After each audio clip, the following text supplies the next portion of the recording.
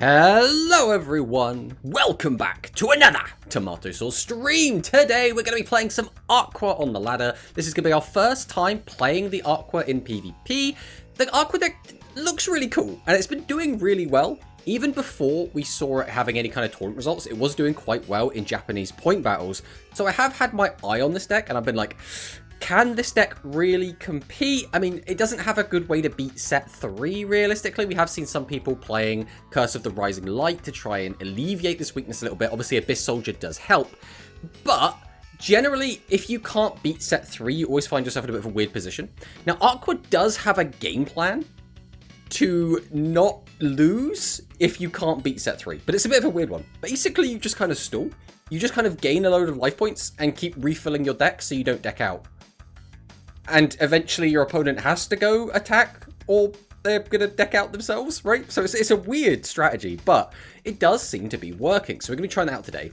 We did just see it win its first tournament yesterday, which was very exciting. I'm not sure if many people expected it, but again, we have seen it doing really, really well in point battles, so it's nothing too surprising realistically.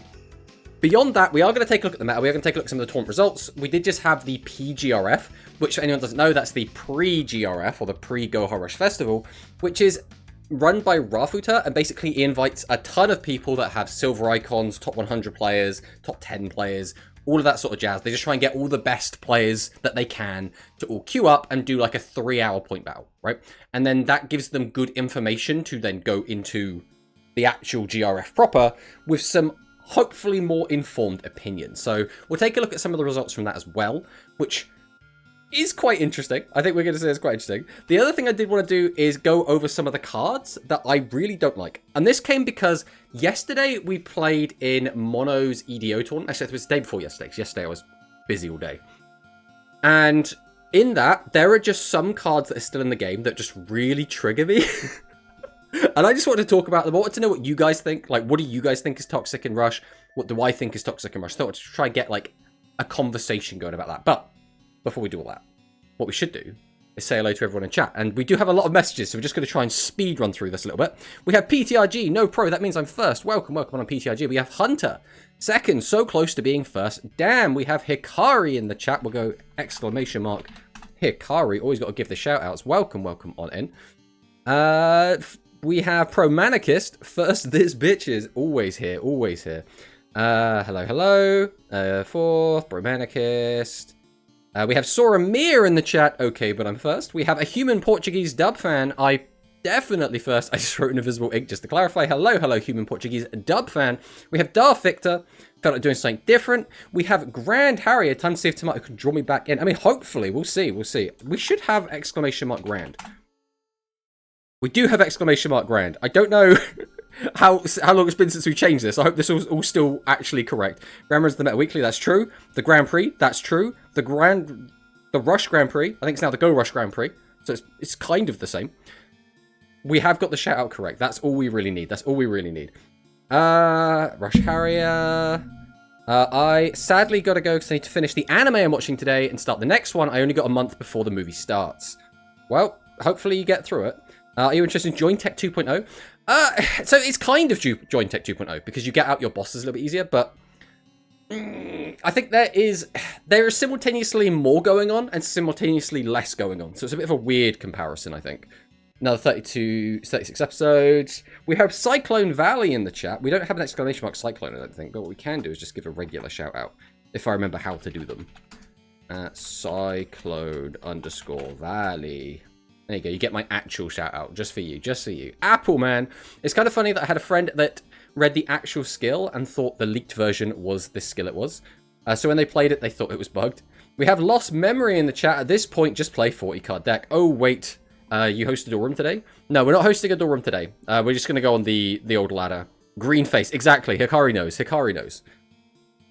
We have Dr. Alex in the chat. Hello. We have Luis Fernando, always here. I think will be funny if they nerf Music Princess and Join Tech, and AQUA will be the best deck. It would be very, very amusing. Very, very amusing indeed. But now I've gotten through all that. I think we're just going to hop in. We're going to talk a little bit about the meta at the moment. We'll start there, and then we'll jump into the other bits and bobs, because I do actually want to play the game. We're already an hour late, so we're just going to kind of jump through this a little bit. So first things first. Oh, that's the wrong one. Distant Neospace. So these are the tournament results that we have so far. I don't think we're having a Go Rush Grand Prix today. I haven't actually checked. I've been so scatterbrained today. I've been all over the place trying to get 100 different things done. I think we're having the Gryan tournament, the Starry, which I assume means we're not getting the Go Rush Grand Prix. So I'm going to assume we're doing that instead. So I'm going to have to change this up. But other than that, the rest of this is all correct. So far in this first week of the new box, we have E-Hero winning, we have Jointech, we have Music Princess, and we have Aqua. So only one new deck, one deck that got a little bit of new support, because this is original Elemental Hero, not the Neos variant. It's Starry Rush today in 3 hours. Yeah, there we go. Not today, but I'll come back soon. I've just been weird. I mean, take as much time as you need at the end of the day, Grand Harrier. As long as, like, having anywhere that we can play tournaments is just always such a massive thing, right? Especially because I think it was Cloudy has now said that possibly not doing tournaments anymore. Obviously, Hikari, I think, has dropped down to 1 every other week. We still got, like, Zorak. We still got Mono. As long as we have places we can play, we're always in high spirits. Because that's all we need. We just need a place. We just need a place where we can just vibe. We can just play the game. And we have that right now, so I'm quite happy. I am quite happy. And I think this new box is actually quite exciting. Like we said, we've only got Aqua as the deck that's won a tournament. But if we go down to this pie chart, I mean, does this surprise anyone, right? Jointech, #1 best deck, 25% of the top 4 points. Nothing surprising there, realistically. The deck is still really, really strong. There's nothing... the deck doesn't really stand out in any meaningful way, which is like a weird thing. Because like the deck can pop back row quite easily. That's like its major claim to fame. You can get out a really big board really easily. But, like, Music Princess can kind of do the same thing. We can pop back row, we can make a big board quite easily. Aqua does the make a big board really easily bit, doesn't really do the popping back row bit. Neos is also a deck that's really easily able to make big boards. So there's a lot of decks right now, which their claim to fame is we can make a big board. Which, I guess that's kind of the direction that we're moving in at the moment, so it is very interesting. Even Hero win a tournament, he goes and ah a lot. Oh yeah. I will constantly, like, stutter over myself. I will constantly have, like, these little mannerisms that are going to come out. That's not going to change. If only there was more Rush players and Team Wars for Rush. I'm not too bothered by it. I think the ideal, for me, is that tournaments hit 32. I think if tournaments hit 32 players, I'm quite happy with that result. If it's under 32, it's not a bad thing, right? It's just less, like, comfortable. 32, I think, is the sweet spot I'd like to be hitting. Obviously, you know, the more the merrier, right? If we could hit 128 player Rush tournaments, that would be amazing. But that's not realistically going to happen. I think 32 is the number I like to see, but, you know, it is what it is. In terms of Team Wars, I do like Team Wars. I think they're very fun. But they always have, like, weird little stipulations. Like, the formats are always in a bit of a weird place, because we've had 2 different formats, right? We had the Dynasty and we had Colosseum. Both of which used different team sizes, both have used different team rules. Some had, like, deck restrictions, some didn't, and it's always a bit like, what's the better one? And I don't think that's an easy question to answer. I think realistically it's going to depend on your taste, right? But I do really like it. I think it is really, really fun to play in these leagues. My only negative is I don't want to be, like, try-harding tournaments, try-harding GRF, and then also try-harding a league. I pick one, and I try-hard that. Rather than trying to go for all of them all at the same time. Let's see how Aqua performs, but I think yesterday it was more the player who carried the game than the deck. The thing is, Louise, I know... I don't want to undersell Parko, because Parko is fantastic, but I also don't think you should put Parko on a pedestal too much. The deck has done really, really well in the hands of lots of different players. The deck has been performing super well in a lot of different point battles. The deck has been performing really well in the PGRF, which we are going to take a look at in a minute. And that's with a wide variety of people piloting it. So, although, again, I'm not going to take anything away from Parko. Parko's fantastic. He's one of the best players in the world. But I don't think you can just be like, the deck's bad, but Parko makes it good. I think there are plenty of players that are piloting it and doing really, really well. So, Dynasty, I found more interesting. I think it depends on, like, your preference. I personally think Dynasty was more interesting from, like, a viewer standpoint. It was more thematic. It was more hype. But you had to have 5 players available. That can be quite difficult. The Rush player base is quite small. So when you're like, okay, we need a minimum of 5 players on a team, but most teams are going to want to have, like, 10 players, it does, like, cut it down quite a lot as well. Apparently JP players are saying the more they build the Aqua for the mirror, the more they are unprepared for joint tech and it sweeps them. I've seen that a little bit as well, but we'll get into that a little bit when we do take a look at the results. Hard to not talk about that event, but physically not allowed to right now, lol. Yeah, again, the only stuff I'm going to be mentioning is stuff that is publicly available, right? Because there is some, like, stuff that goes on with, I believe, Rafuta does make money from, like, giving out the tournament data. So I don't want to, like, step on any toes. I'm going to talk about stuff that's been publicly tweeted, right? And so when I do talk about stuff from the PGRF, we're going to be talking about that specifically.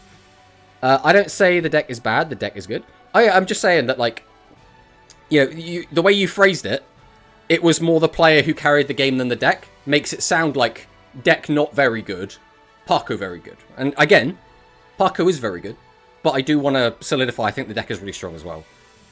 But Music Princess finally shown up, is now the second best performing deck, nothing too surprising there. Aqua has now got its surprise appearance and has jumped into third place. Neos, tied currently with Aqua, has got, what is it, 2 second place finishes? Very respectable. Seven's Road is here.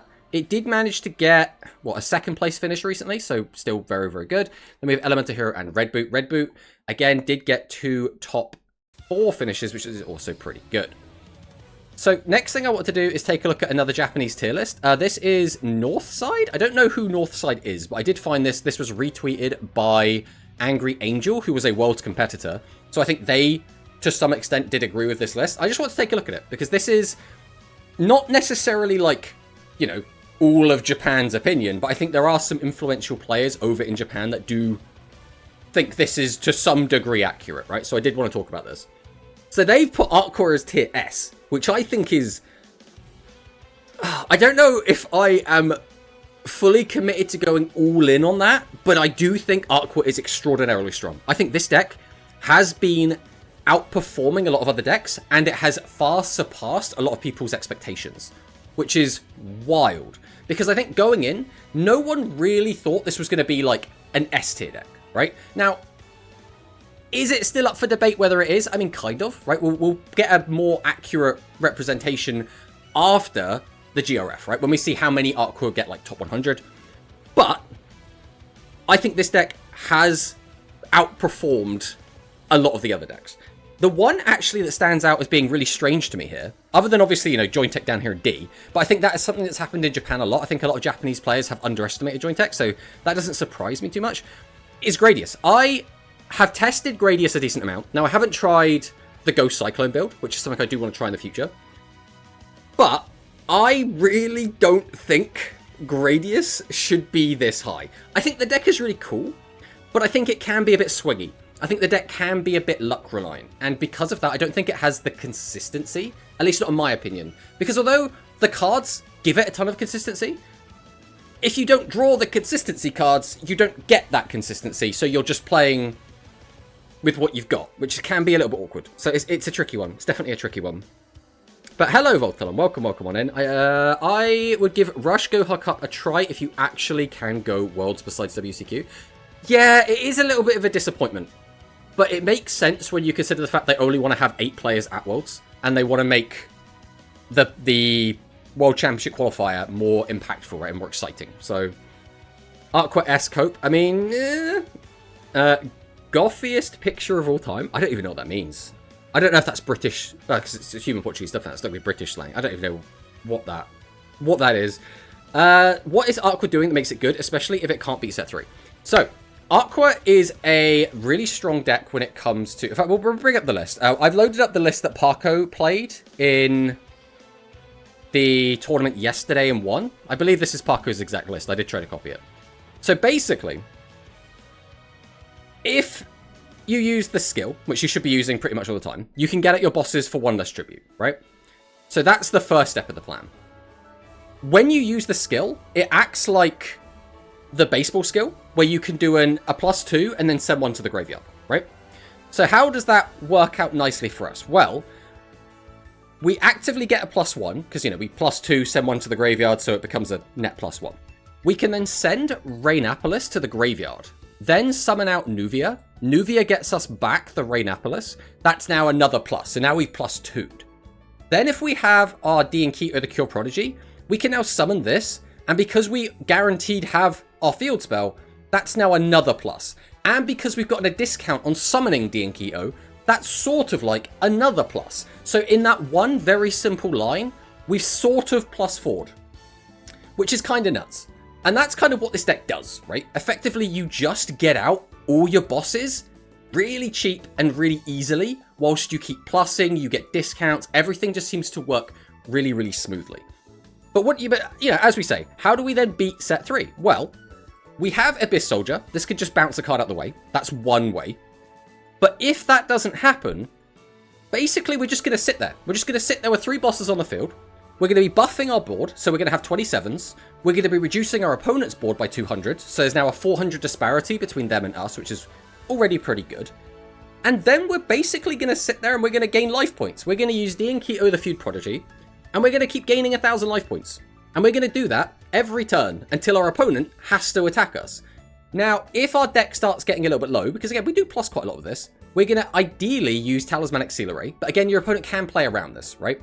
But Talismanic Seal Array can be a way to get a load of damage in, but also it can just refill our deck. The one card we can use to refill our deck very easily without having to worry about your opponent having a face-up monster is going to be Pot of Avarice. So as long as Pot of Avarice doesn't, I don't know, get popped or something silly, or get milled, which I don't think this deck's actually playing any millers, we can just use this to refill our deck again. So effectively, we're going to sit there and we're going to stall. We're going to heal. We're going to sit there with a massive board of 3 bosses. We're going to be debuffing our opponent, and then we're going to say, come at me, bro. If you don't come at me, I'm going to keep trying to refill my deck, so I'm going to outlast you, or you have to put guys in attack position, in which case I'm just going to attack over your board and get a load of damage in. That's the basic strategy as I understand it. Now, notably, I haven't played this version of the deck yet, right? We haven't touched this. I played this deck in OCG, when it was very different to this. Obviously, we didn't have the skill, but it had a similar sort of game plan, where you were very easily able to get out lots of bosses, you were very easily able to plus a bunch, and sometimes that wasn't enough, but at some point, as long as your opponent goes on the aggression at some point, then you can just turn it around, right? That's how this deck performs. Now, again, haven't piloted it, so we're going to be taking a lot of this with a pinch of salt, right? We're going to be testing it today, we're going to see how it feels as we go into these games.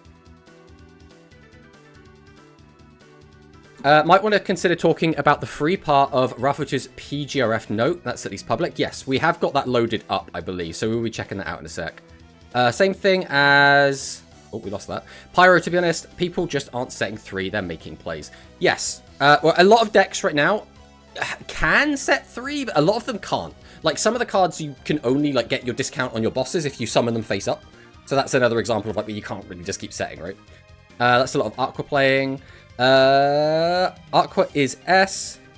A return to Rush play Aqua. No way. Gradius B. This is crazy. Also, they draw 1 million cards to get Abyss and Curse easy. Well, this build, again, this is the build that Paco won with.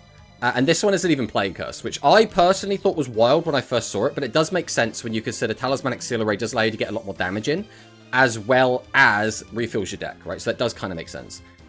Paco don't use Curse. It's really good to get lots of life points and lower damage taken, so that when you are lower the opponent for clearing, but still with lots of life points and go for 80k. Why 2 field spells? I don't get it. So the logic behind the second field spell, I believe, is if you don't have a Nuvia, it can be a bit tricky to get this back, right? Because the skill only lets you grab it from deck, not from graveyard, if I recall correctly. So we'll just check that out quick.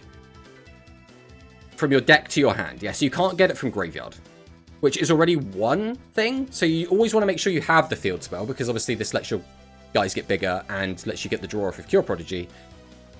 But the other thing is that, like, again, you can make plays where, for example, you've got a Rainapolis on the field. Then you can search a second Rainapolis, put it in the graveyard, summon out a Nuvia, add it back to hand, and then use that as discard fodder. Because we can't use it for Abyss Soldier, because it specifically needs water monsters. But this is just... Well, which ones is it? This one is just send 1 card from your hand to the graveyard. And Food Prodigy is also send 1 card from your hand to the graveyard. So you can just discard the spare Rainapolis that effectively is free because we had a normal summon of Nuvia. And then we get extra value because we can get those discard effects, gain those attack boosts, gain those life points, right? Next, week, people are going to play against AQUA. Yeah, most likely. Hello, they call me Humongous, by the way. Welcome, welcome. Hello, Zaki boys as well. Sitting gameplay hype. Probable more set 3. Recycle the effects of cleaning and food. Setting it back with Nuvia with sending an actual card from the new hand. The skill is Seahorse Replacement in a nutshell. I mean, basically, right? Let's also consider there are many AQUA players competing in the tournament, which will influence the number of results, but many people will copy Parku's list in the coming days. Yes, I would expect that. At the same time, don't forget, we've just had the PGRF. And so we are going to take a look at that in the moment. This is, you know, just a tweet, so I should be fine to talk about this. Thank you for waiting. PGRF 6 report has been completed. Since the new expansion was added, the meta shifted dramatically, and we've gathered some truly valuable data. Please make full use of it as a countermeasure tool ahead of next week's GR Festival. So we do have this, which I believe this should be the free version, because I don't have access to the paid one, so... but here we have the results. So, what does this look like, guys? It looks like a lot of people played AQUA. A lot of people played Music Princess. Not much join tech going around. So, it's interesting. It is interesting. But skill adds Nuvia, though, so it makes sense. Yeah, exactly. Exactly. Is Hero cope? I think Hero is okay. I don't think Hero is going to be... like a super powerful pick going into the GRF, but I think it is playable. I think we will see some form of Hero in top 100 for sure. It's just, is it going to be like an overwhelming majority? I very much doubt it. L Fusion deck, only one Chronicle. Need to make an AQUA Best Deck GIF for our Goat Parko. Exactly. Also, why is AQUA so strong? Hello, Rarity, by the way. We'll do an exclamation mark Rarity in the chat. So, AQUA, we have kind of covered this a little bit already, but we'll just go over it again quick.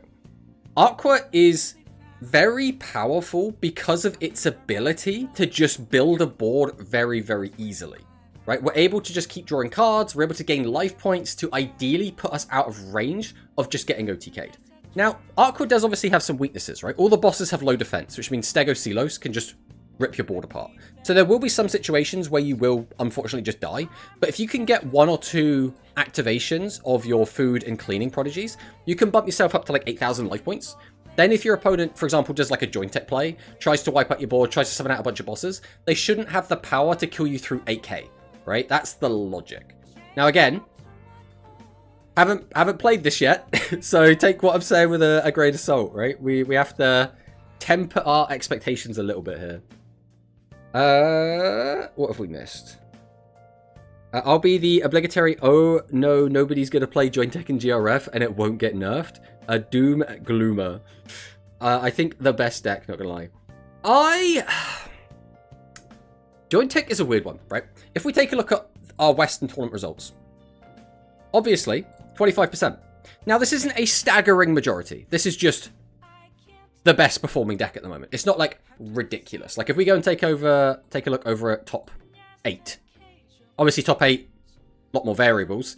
But Joint Tech is still here. It's still a sizable increase above the other decks. But it's not like overwhelming. This isn't like Gaia Metarian levels. This isn't like Metarian levels, right? These are still just within expectation, right? So this isn't Joint Tech's going to be the best deck undisputed. Like, I would be surprised if any one deck was more than 50% of the top 100 GRF. I would be surprised by that.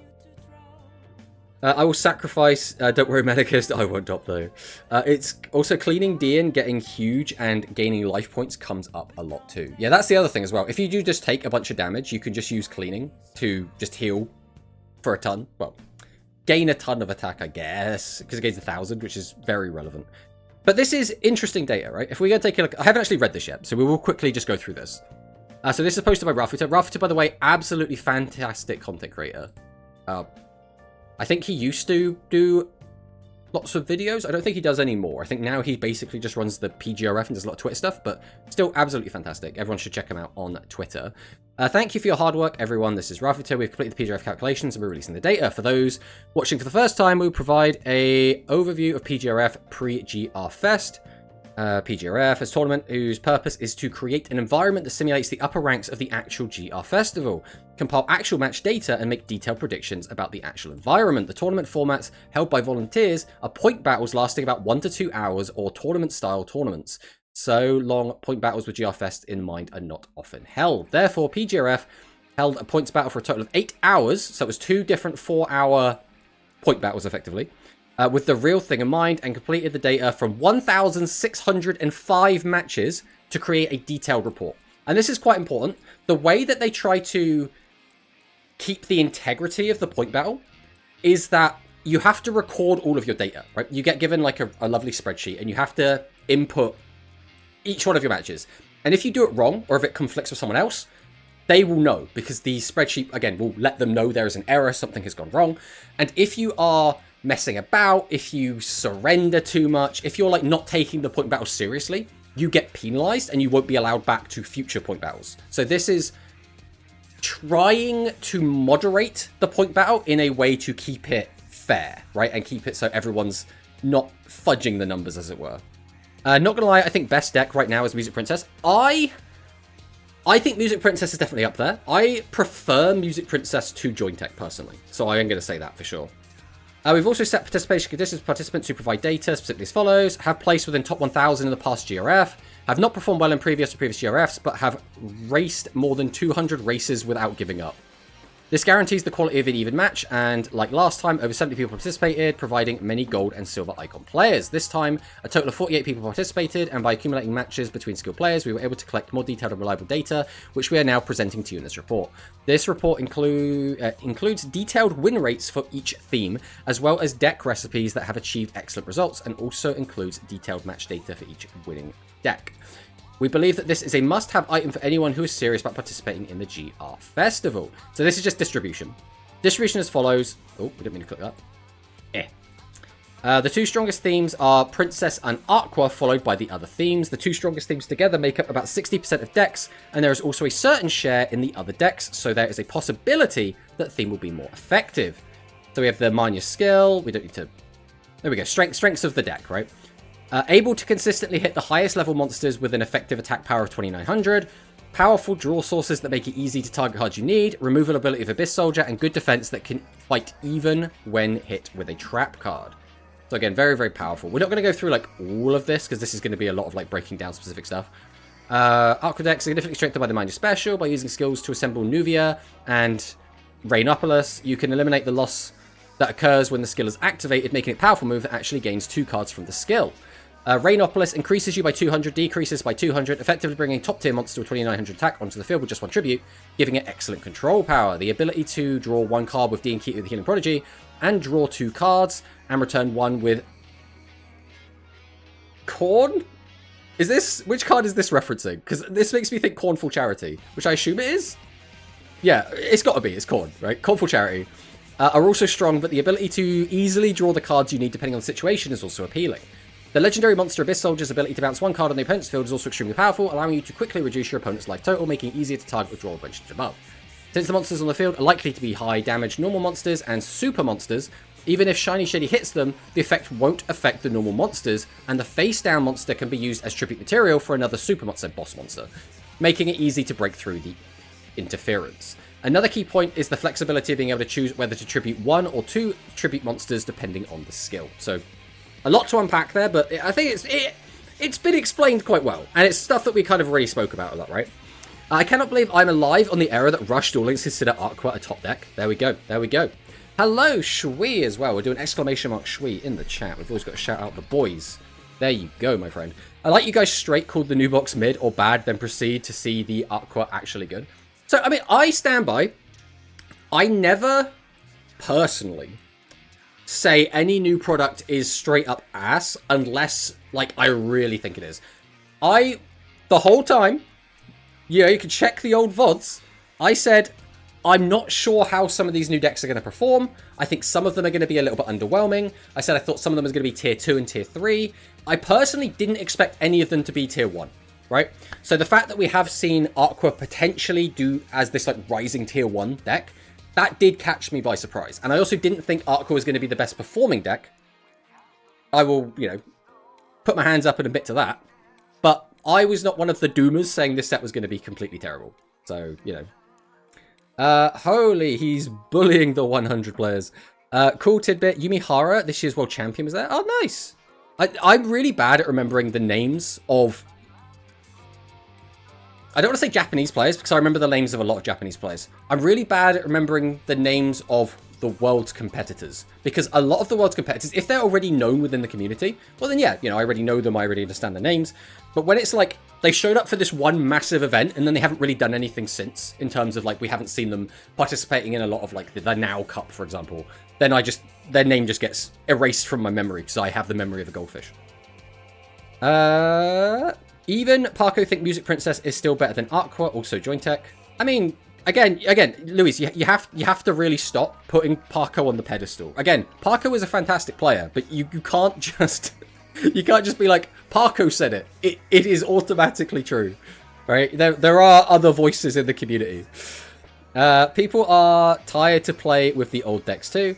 I mean, yeah, but at what point are you spinning the narrative, right? Like, people keep throwing lots of different opinions. We're seeing a bunch of different opinions for a bunch of people. We have a lot of different data. We have tournament data. We have PGRF data. We have dual room data. We have all of this, like, evidence building up. And it just feels like you keep saying, oh, yeah, but I just don't feel like that's the case. And here is, like, 6 reasons why it's probably not. And I think, again, entitled to your own opinion.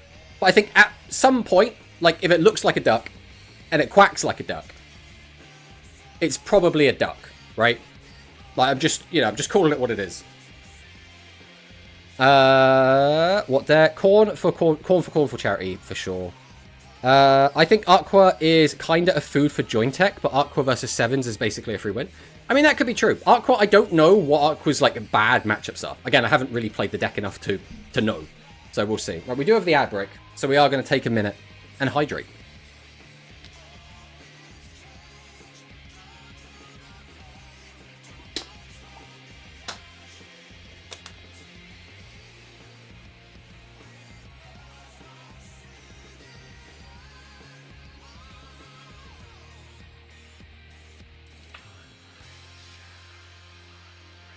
Alright, that should be the ads gone. So, now that they've disappeared, I think that, again, if I was to give my tier list, bearing in mind, we're planning to do the tier list on Tuesday, because that'll be 1 week since the stuff came out, right? If I was to give my tier list opinion right now, based on my experience and the data that I've seen, I personally think I would put Music Princess, Jointech, and Aqua in tier 1. Now again, that might be a little bit preemptive, but I think I trust enough of these very strong players with their opinion that the Aqua deck is doing very, very well and the deck is very, very strong.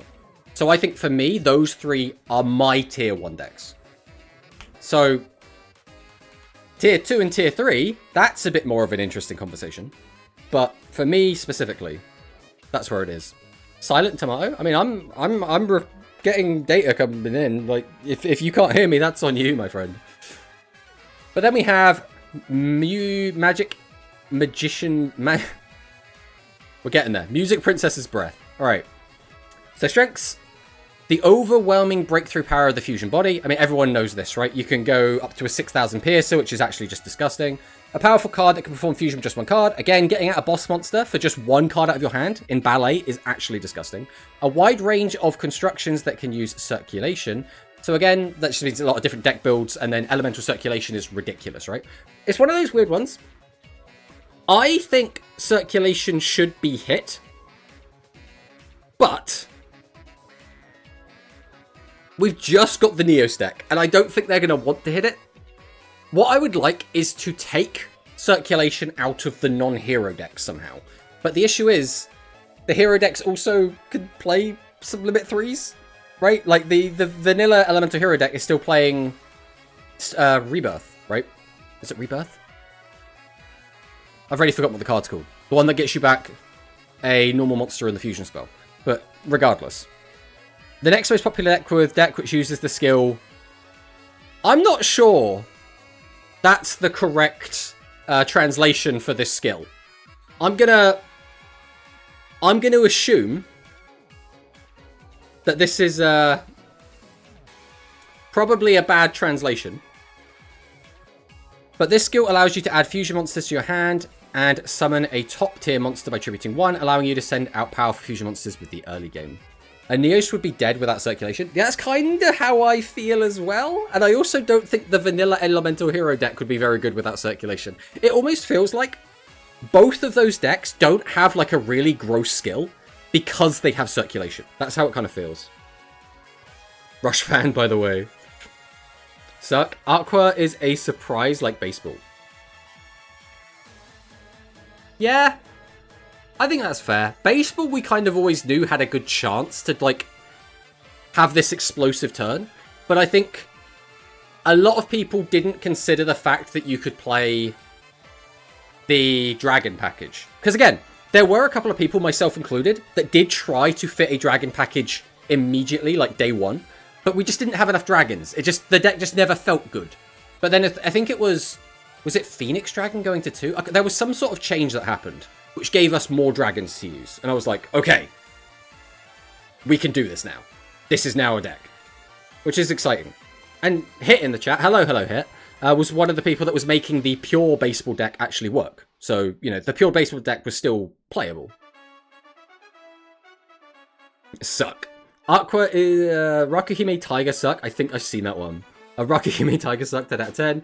Very bad decks, but with broken skill, the decks could make something. I mean, that's the thing. The thing you have to remember is, if a bad deck has a broken skill that makes the deck really strong, it's no longer a bad deck, right? Because you have to look at the skill as, like, part of the deck, right? It's hard to separate the skill from the cards a lot of the time, because they're so integral. You're not really going to play one without the other, realistically. So, like, it's kind of all just one thing. Especially after Open Attribute Wizard Family. Never forget Open Attribute Wizard Family. That's funny about Duel Links. It's about speed. True. That is what Joint Tech shows us, same as a guy. Yeah, real. Actually true. Actually true.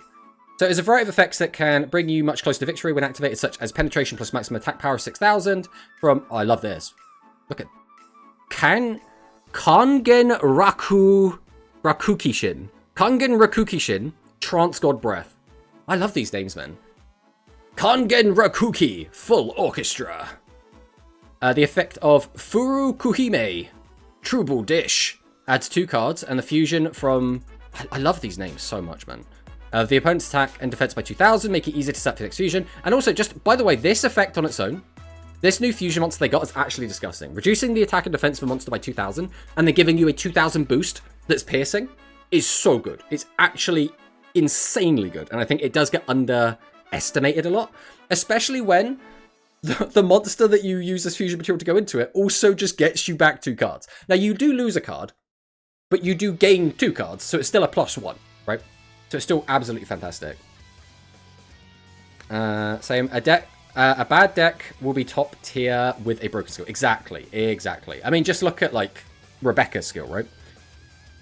The deck also has excellent supporting cards such as Crown Princess Trombeau, which can change monsters back to attack position even after flipped down by your opponent's Shiny Shady, and Sudden Pierce, which gives your top monsters level 7 and 8, 2,000 attack and pierce. Furthermore, since the deck is centered around wind and warrior monsters, it has the scalability to incorporate card drawing gimmicks like Elemental Hero Featherman and Elemental Circulation. So this is one of those things. I don't think the deck needs Elemental Circulation, but it definitely helps, right? So I don't want to touch too much on like these older decks. Everyone already knows 7's Robe. We don't need to talk about that. Join Tech, we already know about Join Tech. Very strong, effective against traps, strong against Shiny Shady, high board breakthrough power of Stegosaurus, and a lineup of top tier cards that do not support lower level cards in the skills. So then we have Vic Viper and Gradius. Let's check these out. So all monsters are low level. So high level accidents do not occur. So no bricking. I love the fact we call this high level accidents. Can we change bricking to high level accidents? That is actually such a good name for it. I actually do love that. Resource recovery by contact fusion. So again, absolutely fantastic. One of the best card power in the environment. Sorry, individually, the cards are incredible, right? Some of the cards are bonkers. Lord British is amazing, right? I forget what it's called, but the one... I was hoping it would just come to me, but I can't remember what it's called. The other one which you send up to 2 monsters from your field or hand to the grave, and then you bring back that many copies of option. Also, fantastic. Absolutely ridiculous. Both the fusion monsters, insanely good. It's just like the consistency of how often do you access those cards is the issue I have with this deck.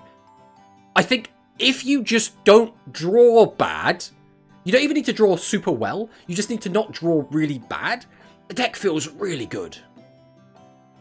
The issue is, when I was playing it on ladder, we had a lot of not drawing good, and then it felt really bad. So, I'm really torn on this deck. I'm really torn. But Vic Viper's skill Super Dimension Fighter Launch allows her to use 3 Vic Viper full custom cards. Amazingly, the card arrived in Duel Links just 2 days after its release, over in the OCG. Red Power Capsule and Vic Viper Beginning are good.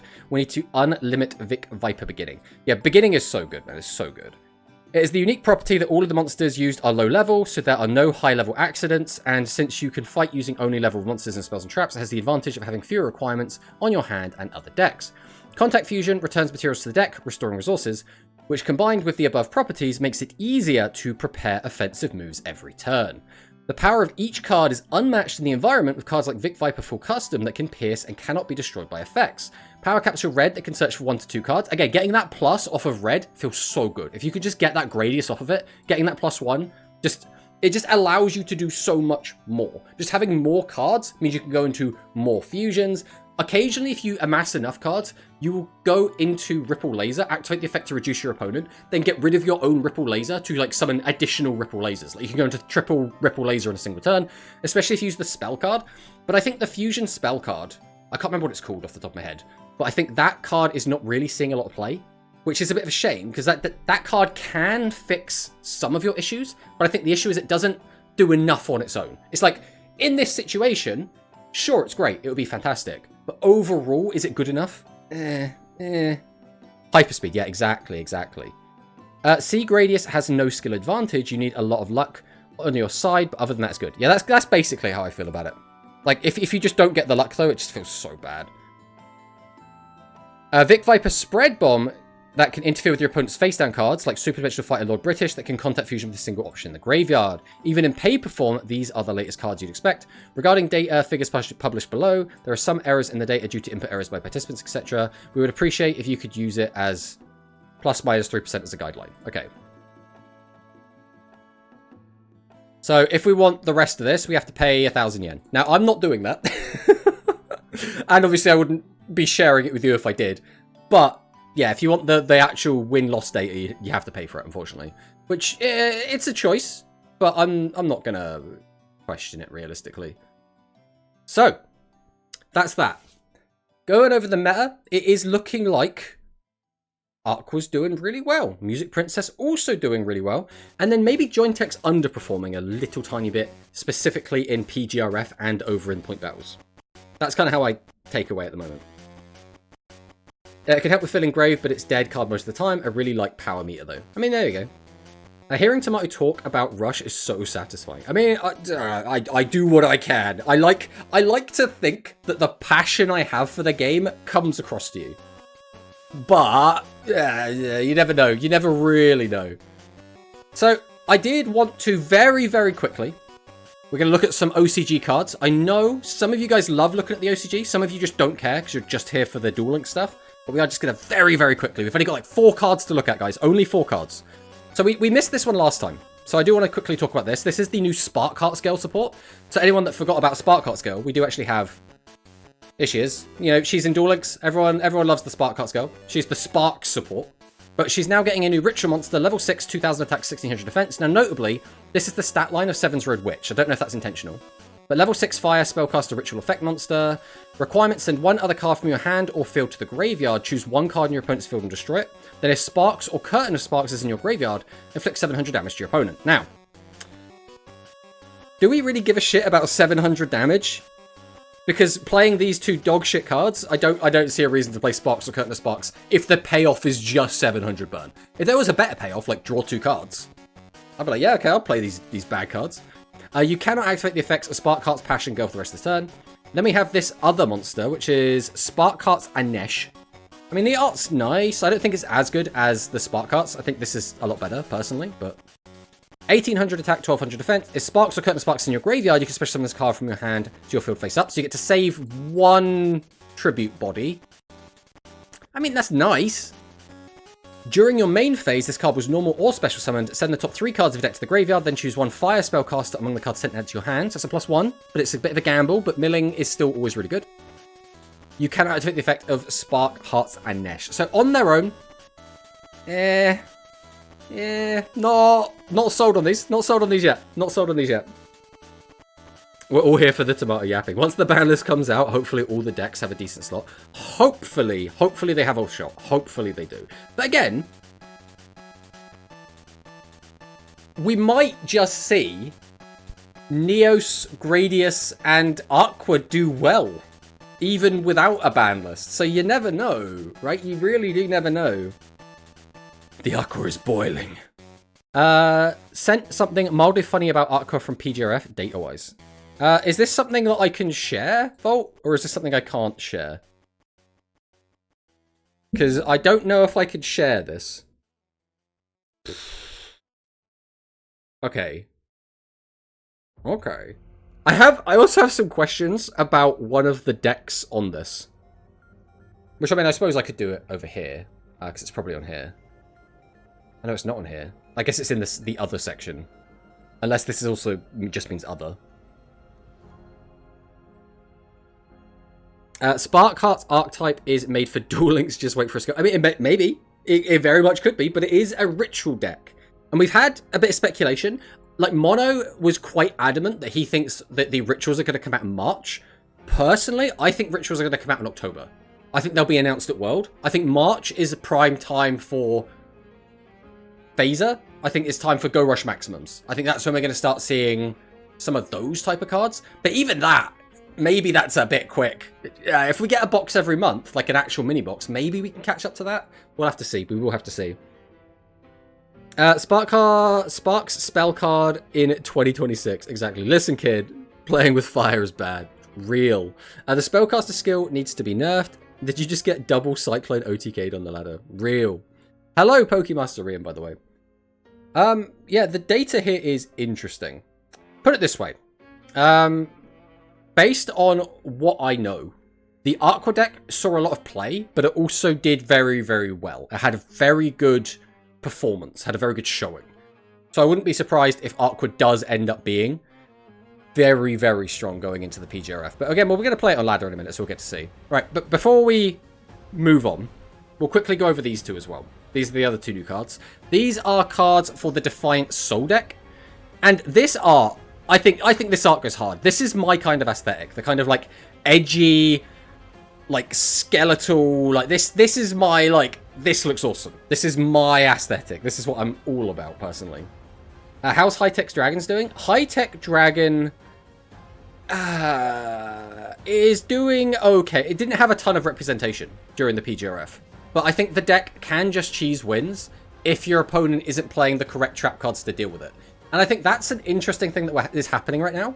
I don't necessarily think that Shiny Shady is super great into Aqua. Like, I think it's good into Aqua, but it's not, like, the best trap card into Aqua. Because you could just, like, they get flipped down, you're plussing a million anyway, you distribute over your face-down cards and go to more bosses sometimes, right? So it just can be fine. The other thing is that you also don't want to play Shiny Shady against Jointech. So if those 2 decks make up enough of the top 100, then, as like a counter pick, suddenly Red Boot or High Tech Dragon gets to come in and go like, well, nobody's playing Shiny Shady and Compulse because they're trying to play around these other 2 decks. So maybe I just come in and start OTKing everyone, you know? Like, there's always a chance. There is always a chance. Isn't the mirror annoying, though? Yes. 100%. But, like, it is what it is, right? Mirrors are usually annoying in general. Yes and no, you run into no traps for the mirror, but then you die to joint tag. There you go. There you go. It's an awkward one. It's an awkward one. But checking out this new fusion boss. So, made using 3 level 8 or lower monsters. It has to be zombies. Spell and traps on your field cannot be destroyed by your opponent's effects. During your opponent's turn, this card and spell traps on your field cannot be returned to the hand, deck, or extra deck by card effects. Now, this card is bad, right? Having to fuse 3 monsters to make it, its attack is a bit low, its defense is 0, and the effect is like, okay, but it's nothing great. But The next card makes this card good. In a vacuum, this is bad. Just straight bad. But this card makes it good. So this is Skullcrag Incursion. If you have 3 or more monsters on the field, or sorry, if there are 3 or more monsters on the field, so your opponent's board included, destroy a spell trap. So you just get a free pop. That's pretty good. Then, you can fusion summon a zombie monster with 0 defense by shuffling zombies from your graveyard, field, or graveyard into the deck as material. So you get to pop one of your opponent's back row, and then you just get this out for free, effectively. Which is actually insane. This is Miracle Fusion, that specifically goes into this, that also pops the back row. It's just great. It's just great. Spell is good, a pop and a free fusion that protects your board from recycles. It's really good for that stupid Necromade deck. Yeah, stupid Necromade, stupid Necromades. Worth keeping in mind that fusion completely screws over Monarch. That is another thing. I don't really play against Monarch.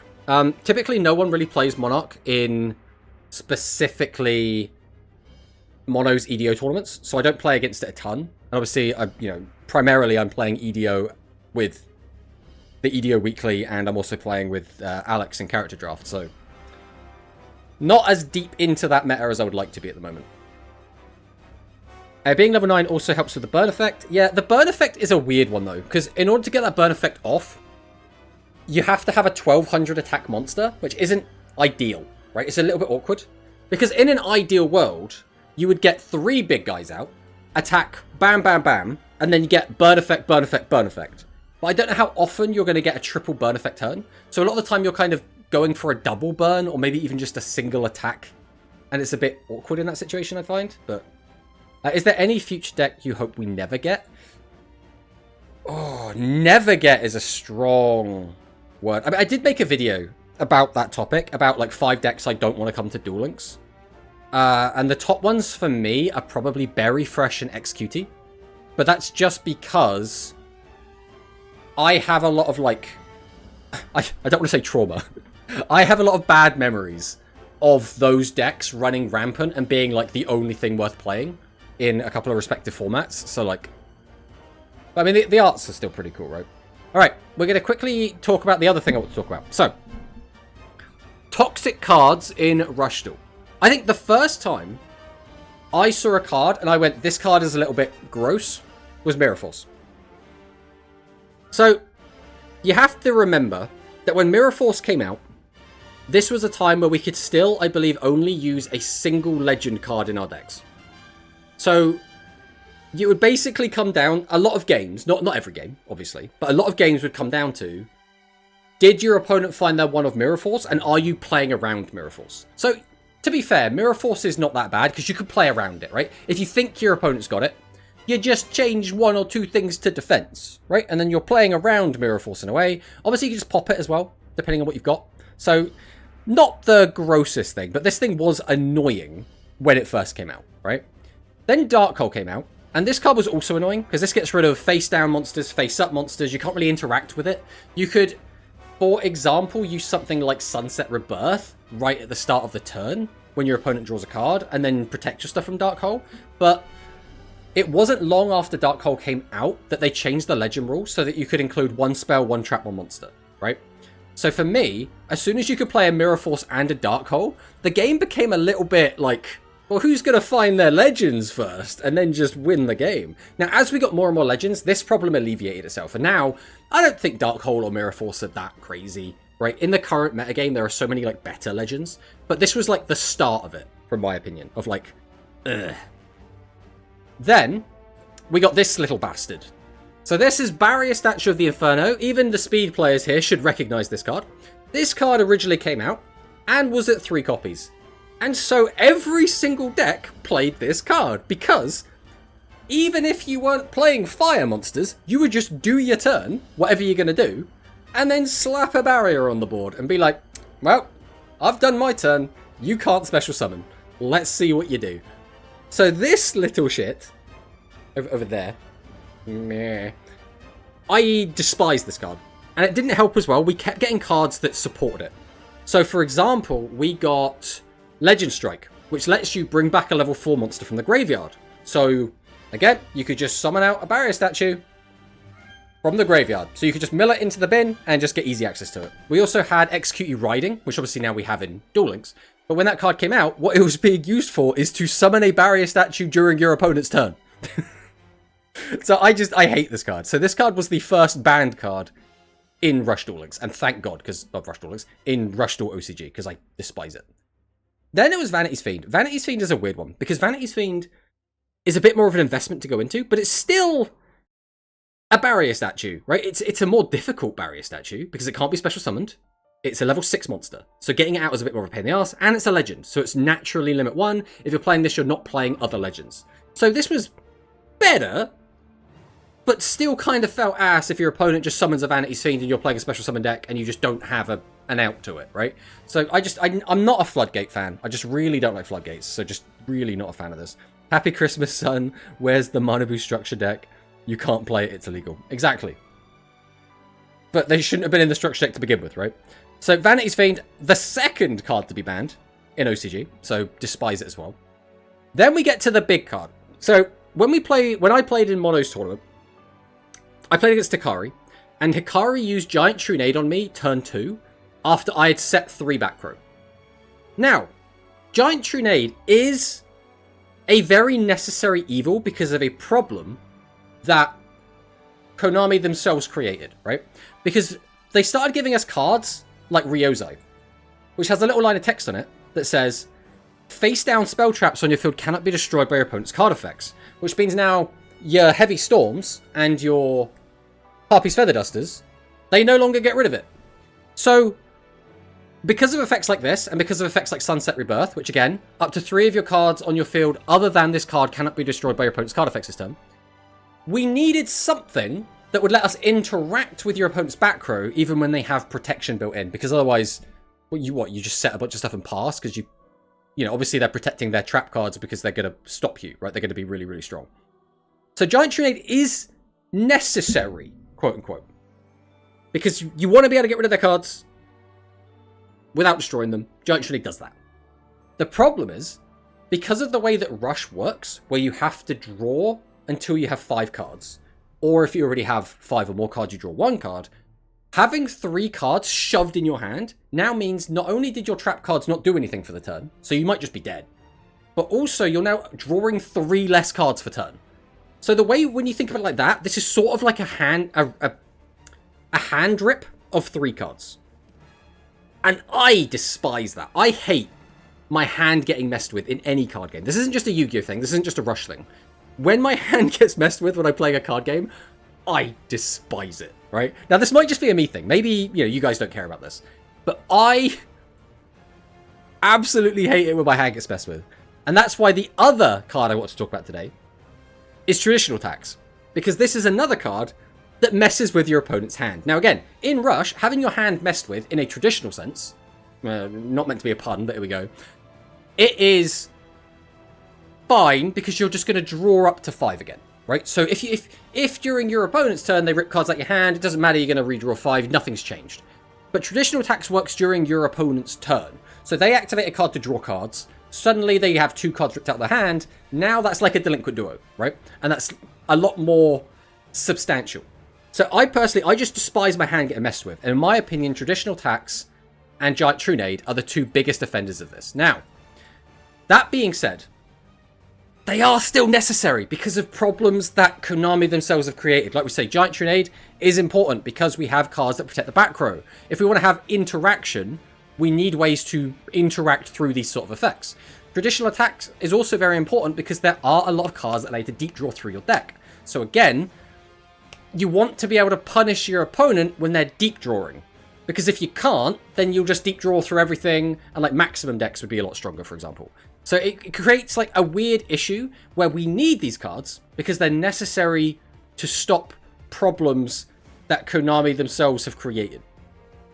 And this is just like my little rant section, but I hate these cards so much. I hate Trunade, I hate Tax. I understand how powerful they both are. I play both of these cards, so I'm part of the problem, but I still despise them. Tax should have had the text, you can't activate it again. You can play through 1, but 2 is annoying. Yes. And the thing is, the more draw power is relevant in the meta, the more Traditional Tax is going to see play, and the more impactful this trap card is going to be. Because Like, the argument you get a lot, and Monosync says this a lot as well, is it's a side deck card. It's a side deck card. And that is true. This is a side deck card. Typically, you will see this in the side deck. But, depending on the meta, this card sees main deck play. I think even now, this card is seeing main deck play because that has just so much draw power going around that not having this almost feels like a waste. So, like, it's an awkward situation to be in. Where it's like, oh, we kind of need these cards, but could we just not? Right? But I did want to ask you guys, is there anything that you guys hate? Is there any cards that you guys specifically hate? And this could be in Duel Links, this could be in OCG. I was just curious if you guys had any cards that you hate as well. I personally just hate these two. These are the two that, like, I really, really dislike. I know some people probably don't like things like Jinzo, because Jinzo just, like, turns all your back row off. You can't interact with it. But you could make the same argument for, like, Heavy Storm or Harpy's Feather Duster, right? Obviously, the only way you can interact with those is to have something set up ahead of time. Star Salvation Shield. Star Salvation Shield is another one. Star Salvation Shield is another pain in the ass. So if anyone doesn't know, Star Salvation Shield, I believe, is you can only declare one attack this turn, which is, again, really annoying. It's sort of a floodgate effect, sort of.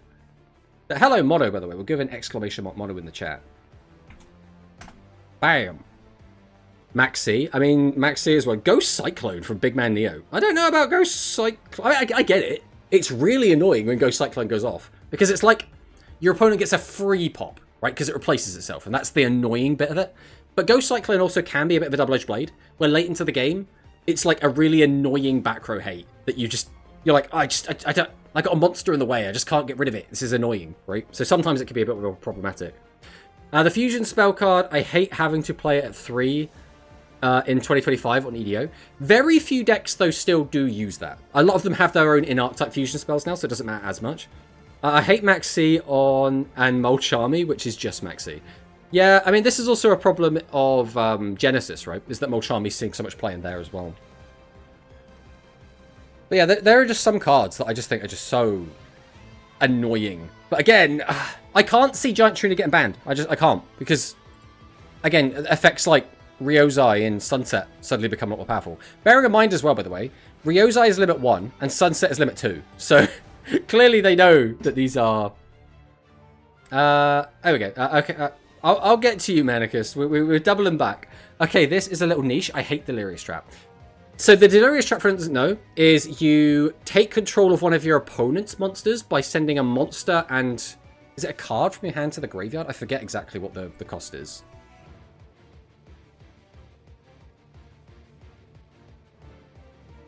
Where is it? What's the card called? It's Delirious... Is it Dream? This one. Invitation to a Delirious Dream. When your opponent normal special summons a monster, place one monster from your field and one card from your hand on the bottom of the owner's deck. Yeah, this one. Take control of one face-up level 8 or lower monster on your opponent's field, except a maximum monster. While the monster you took control of by this effect is face-up on the field, it cannot attack or activate effects. So basically you just get to yoink one of their guys, which for a lot of decks will just kind of end their turn, depending on what deck it is. Obviously, this was a lot better back when it came out. It's a little bit less strong now. That's why I hate it so much. Is either you get lucky, draw it at the start of the game, or draw a bunch, or get unlucky, now you have 2 bricks in the hand. Exactly. So we don't call them bricks anymore. We call it... What do we call it? I've already forgotten what we called it. High-level accidents? Was that it? How have we lost it already? I need my high-level accidents. Here it is. High-level accidents. We need to... Well, bear in mind, if it's a spell card, it's not really a high-level monster, but I still like... You know, it's a spell accident. We're going to go with that. In a slow game, this card is so annoying. I mean, you're not wrong. You're not wrong. It definitely is. I'm having a lot of high-level accidents with D and Keto right now. Well, the thing is, it shouldn't happen that much with D and Keto, right? Because the skill just gets you a monster from the deck to use as a tribute fodder, and... then it's got a discount. So, like, it shouldn't happen with D and Keto, right? Theoretically. If you still play Shadowverse, but it's Forestcraft meta, Rose Queen, Rose something, forgot its name. I haven't played Shadowverse in a very long time. I think the set 2 meta really turned me off. And then I got to the point where I started playing an extra Duel Links account. And then I was like, I just don't have the time to, like, play all 3 of these and do everything else I need to do. So it got a bit tricky for me personally. High-level accident is specifically referring to the bosses, yeah. Yeah, but I just love the name high-level accident. I just think it's such a cool name. So we do have this tournament as well. I'll check this in the chat. I will chuck this in.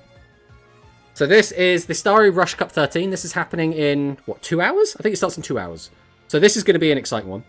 Obviously, we don't get the Gryan Rush tournaments too often, so I hope a lot of people do sign up.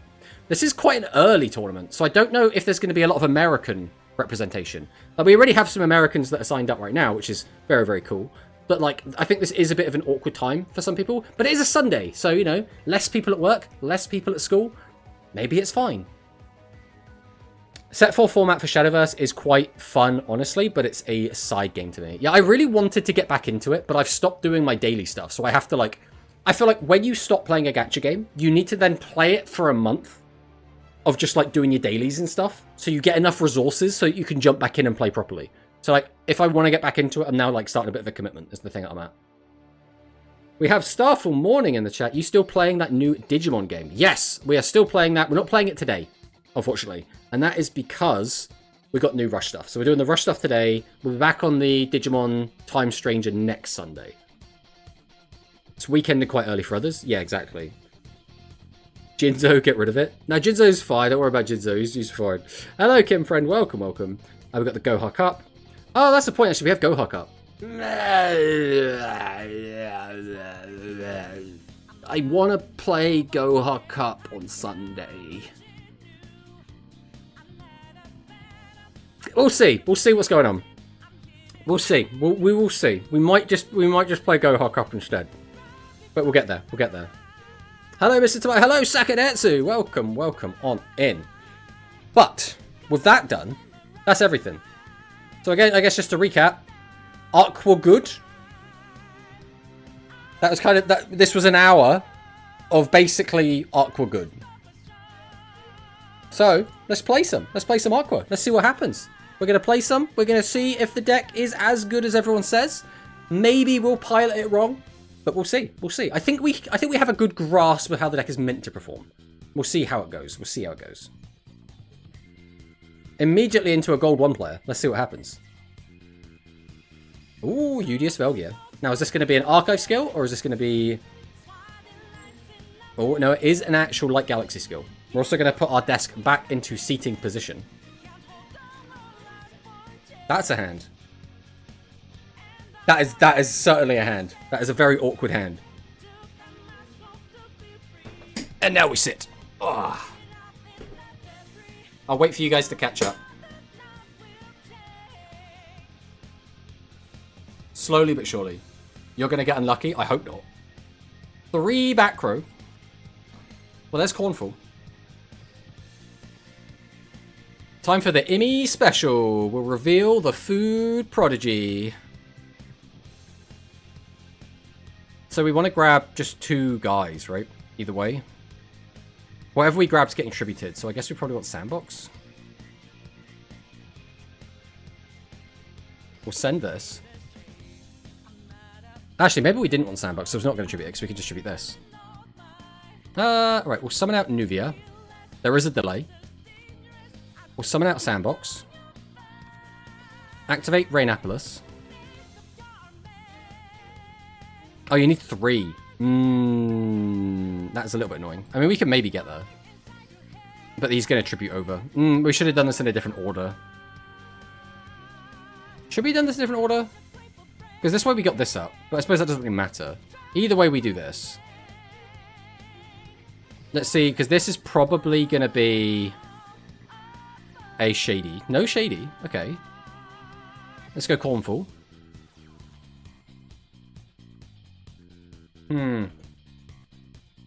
So we know he has a delay.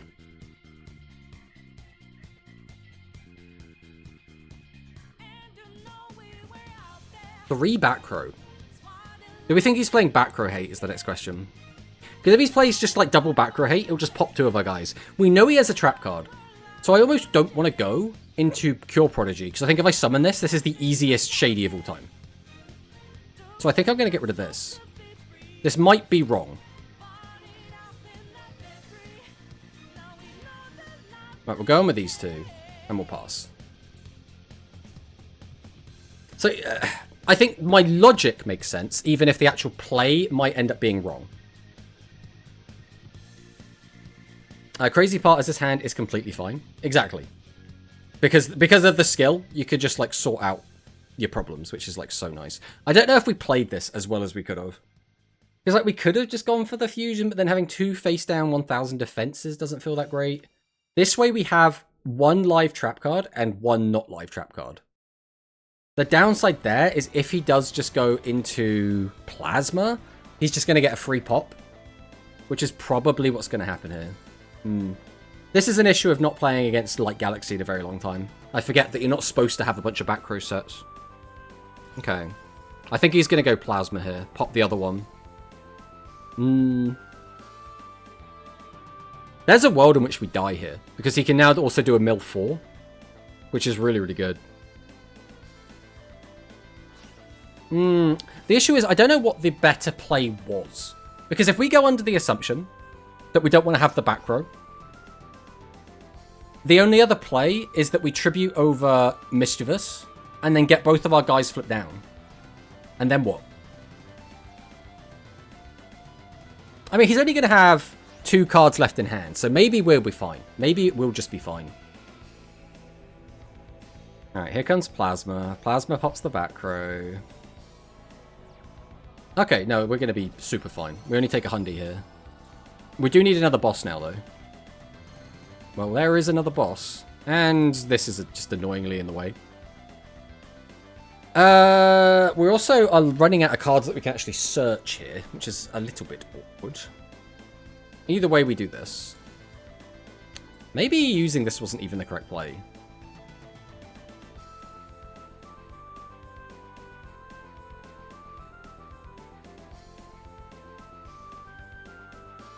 How does this skill work? If I search 1, do I still have to discard a card? Yes, you always have to send a card from your hand to the grave. I think we're going to grab the 2 then. We'll bin this for now. Right, we'll summon out Sandbox.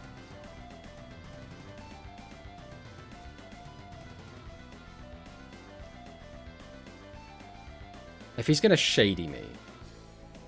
I mean, I need 2 anyway. We can flip that one up either way. Right, let's go Nuvia the Mischievous here.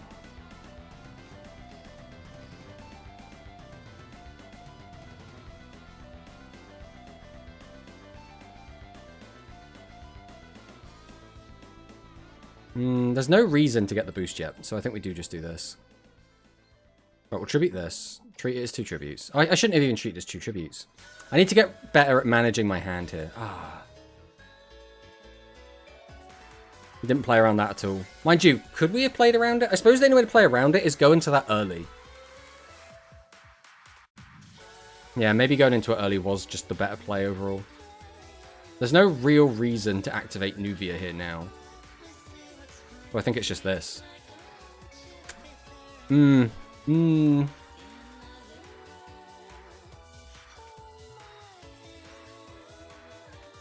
think we're going to lose this one. I think having the 1200 in attack is just a death sentence.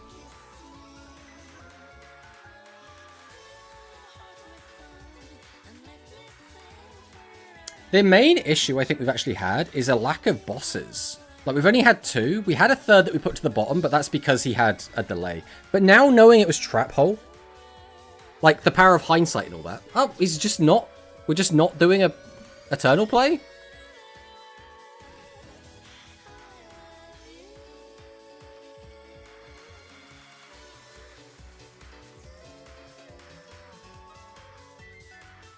Okay, I mean, we have to do this first. I'll go ahead and reveal Cure Prodigy. We'll add this. I just don't see a reason to keep this.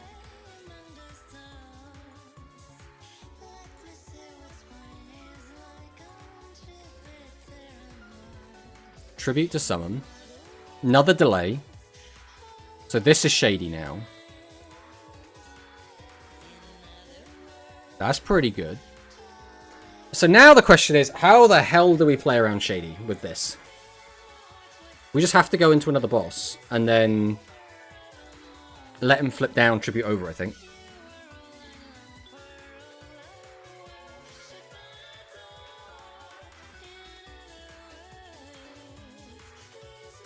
We could draw into another boss. That would be insanely good. The question is, do I need Nuvia's effect? I mean, I'd like it. I don't need it. Going into this doesn't matter too much. Getting the extra power from this. It is relevant. Alright, we'll go 2-2.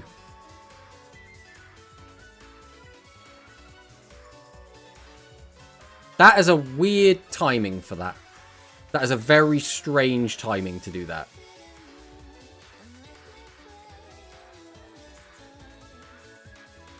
I guess we'll tribute to summon this. There is another delay.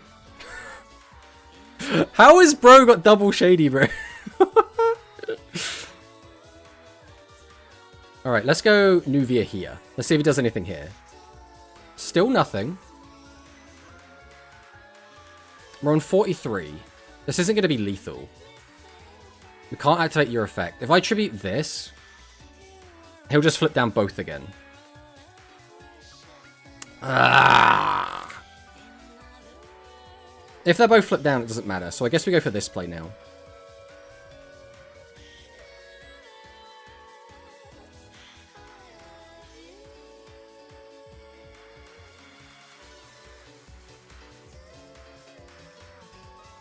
Alright, we go Cornfall.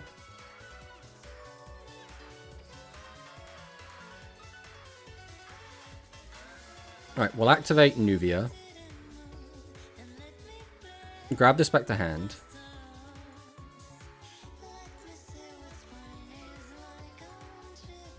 Tribute to summon this. Gets the Shady.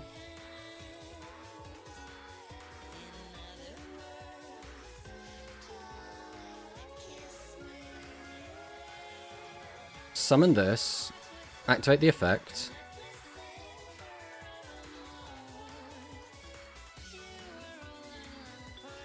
Summon this. Activate the effect.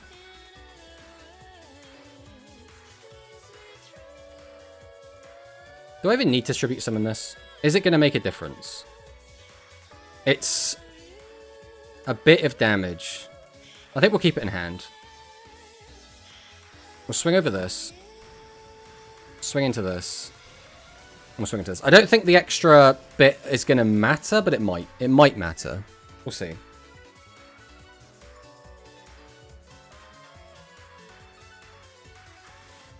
You die to Oblivion. I mean, there was no way to play around that, I don't think. He's only got 3 cards in deck! Has he used a legend spell? We haven't seen a legend spell yet, so he needs Avarice.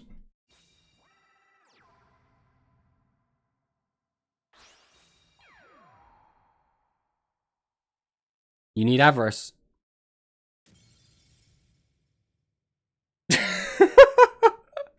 Alright, did we make any major misplays there? Do we think that was a good replay for a video? Because I would like to have a Light Galaxy replay. I don't think we made any like big blunders. I think maybe our summoning could have used a little bit of work, like the order of our summons. But I think overall it was fine.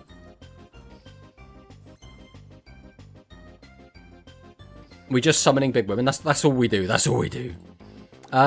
Is there Forbidden Droplet in this format? There is most certainly not Forbidden Droplet in this format. 2 cards left. Does he even play Fusion? Actually, we didn't see one, did we? What? We're gonna go take a quick peek. Oh yeah, we saw him make this. He made this once. He even had the Plora. I don't know. I don't know what happened there. I do not know what happened there. But it is what it is. It is what it is. We'll take those. We always take those. He discarded Fusion with Shady. I mean, I guess that was the issue, right? Or at least part of the issue. Right, we're going first. We're against Music Princess, arguably one of the strongest decks. Let's see what we can do. So this is another issue, is this card is really bad into Music Princess. We also don't have a skill activation.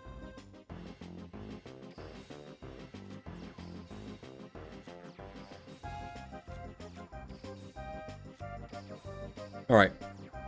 Let's see what he's got. Light Galaxy is washed. I think he should have been able to kill us. Either he got very unlucky, or he made a misplay, I think. Okay, these are cards. What is the play order? We can flip all three up. We could use the skill.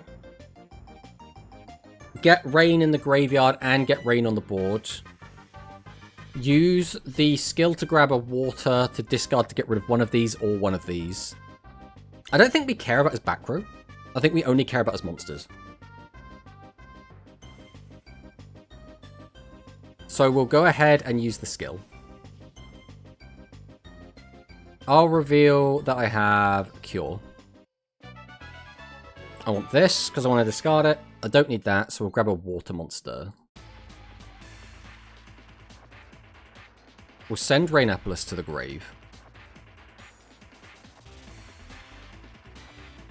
So I ideally want to leave that there for now. And we'll see where this goes. So do I just go for a Tribute Summon immediately? And then see what he does?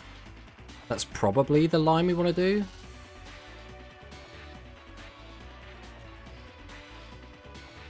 Alright.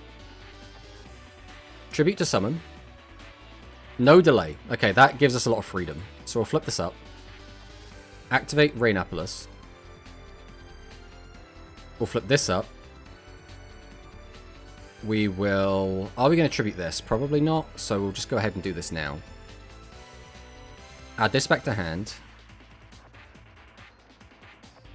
Activate the effect.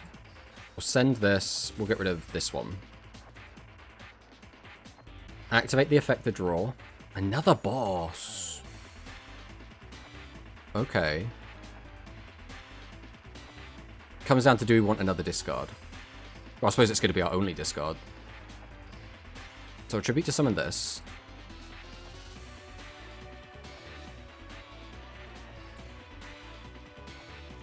I think we just set this. I mean, we could use Cornfall, but like, what do I even want off Cornfall? I think right now we're fine just leaving it set. No delay again.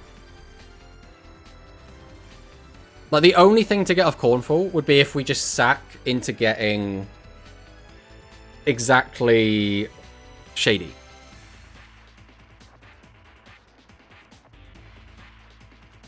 Okay, this is gonna hurt. Are we dead? Are we? Is there a world in which we just die? He's got so many cards to work with. He goes Orchestra, pops everything. Gains a load of attack. Then he'd have to also go into another fusion.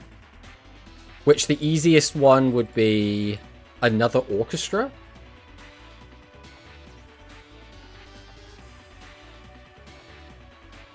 Okay.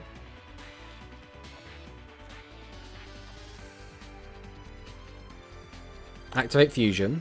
Go into this. Use the effect, reduce our attack by 2000. This is the issue with negate attack, right?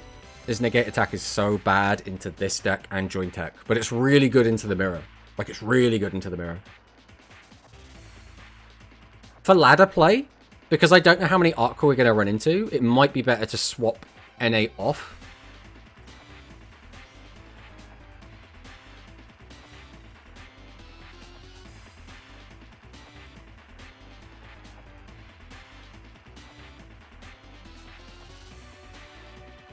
Okay.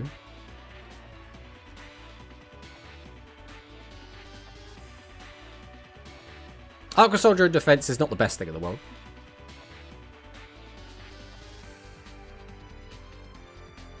What did he add back other than... He added Flutomahawk. Okay. So this comes back out. We have the Ensemble Fighter. We're going to tribute for Turbadish again. Then we're going to activate Turbadish. So he can grab back Ensemble and Boton. No, we're going to go for Flutomahawk again. Do we have a Boton in hand then?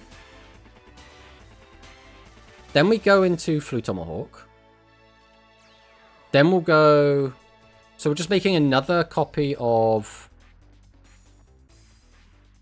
the Action Melody. Are you just not going to pop my back row? I mean, Ensemble is going to stop my back row from activating anyway, but like, this just feels weird.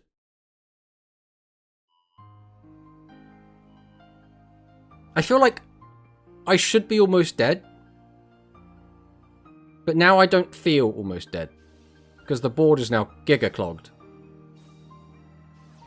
Straight Pierce. I mean, this is a lot of damage. How much damage is this? 8,000... 9,200.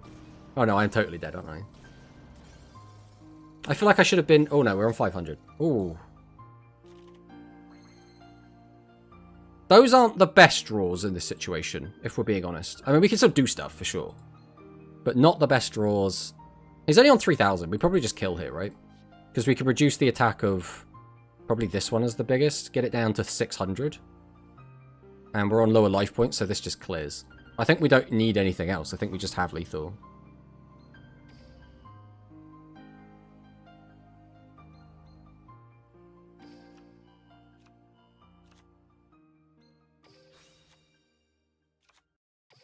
Summon! Summon! Summon!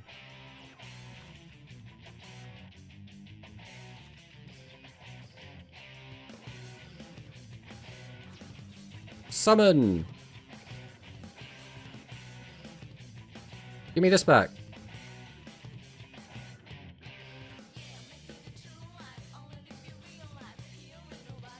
Yeah, we've got plenty in grave.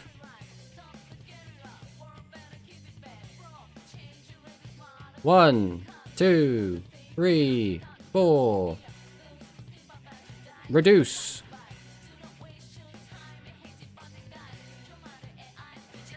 Boosh. Alright. I was genuinely so sure we were just going to have to get blown out, but we didn't. So we'll take it. We'll take it. Negate kind of seems broken in Rush. Well, we don't have many, like, negates, as it were. I mean, without Secret Order, he couldn't do much anyway. Man like Galaxy is washed. The set's probably bait. I think he should have popped the back rows, especially if he knew he couldn't OTK. Yeah. I wonder if, like, he was worried about something. I think he just was tunnel visioned on getting as much value as he could out of his monsters. That's what it felt like. I think we're going to put in Compulse for ladder. I think if this was a tournament, or maybe GRF, maybe we go back. But I think specifically for ladder, I think Compulse is going to be the most useful. So we'll go with this for now. I mean, so far, this deck feels pretty good. But we felt like we were on thin ice in both games so far. Like, both games I was like, we could just die. But it hasn't happened yet, so... Alright. Let's see what bro's got for us. Winged Curry. Playing the Spellcasters. Yo, what deck should I invest in coming back to Rush? The last deck I built was Excel Magician last summer. I mean, the Spellcaster deck, Master Axel Road, is still good. Like, we're playing against it right now. So, like, it's not a bad option. Right, we're just gonna, like... Go middle. Always middle. Excellent. Next part of the plan. The Immy special. Alright, so we'll reveal... I guess it has to be... We have to get rid of a boss here, I think. I have to get to... There's no point in grabbing the field spell. Because I can't do anything with it. So we're just grabbing two monsters that are both going to be tributed. We'll go one, we go two. Now the question becomes, do we discard a boss or do we discard Hornfoot? It's got to be a boss. There's no way it's not a boss. Our life points aren't lower, so there's no reason to hold on to cleaning. So we'll send cleaning. We'll summon out sand. No delay, but there still could be something because this is a normal monster. We'll go cornfall here.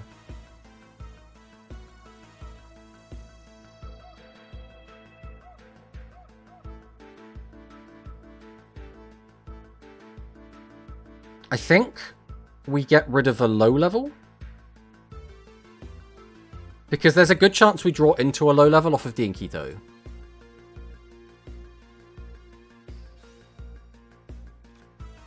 Alright, we'll go 2-2. We'll activate Rain. We'll try and summon this and hope it doesn't get hit with something here. Because obviously it could be... Yeah. Not using it here. Okay. Ah! That stings. Okay, so this is a problem. Because if we tribute again, he just uses the other shiny shady. He must have a second shady because that's what that delay was. Because if it was a trap hole, it would have been on the other. So it has to be another shady. I think I'm fine to leave these two in hand. So I think here we'll just go to battle. We'll get him for 27. There's no reason not attacking because he can use the skill to send this to the graveyard anyway.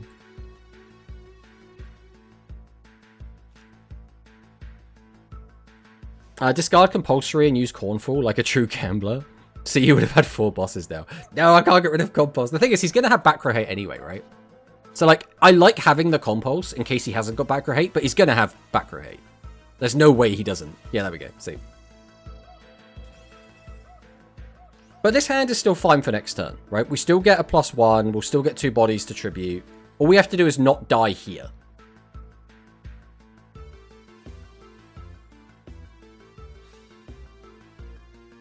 It doesn't say we're running ads right now, but since when has Twitch ever known what it's doing?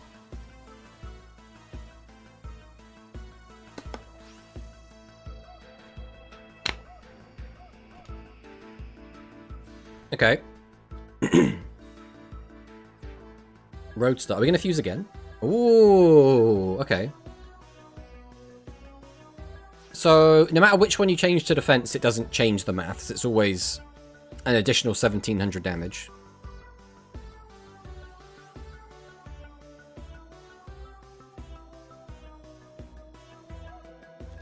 Does Rush have a lore? I mean, sort of? Not like, I wouldn't say like a lot of the DM... Not DM. What's the lore called with all the Albaz stuff? I forget what that stuff's even called. Alright, he still has a Shady, which makes things a little bit difficult for us, but we will see what we can do. We'll go ahead and activate the Immy special.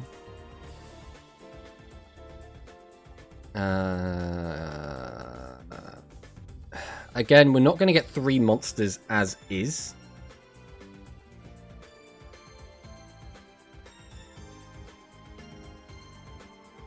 I mean, I could. Just grab those two. Then I have to send Shady? I don't even hate that.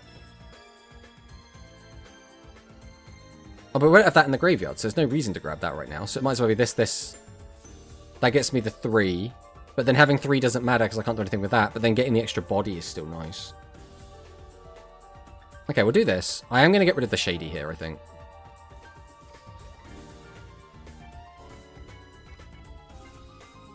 Alright, we'll normal summon Sandbox.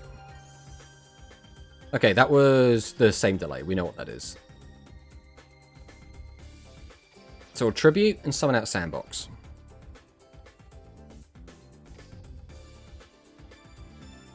I think here we do just go for the Avarice.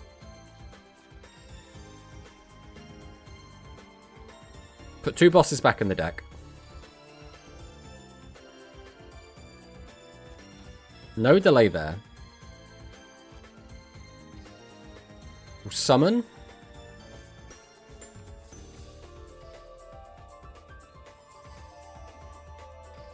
Tribute to summon. Why is bro not... Summon? Activate.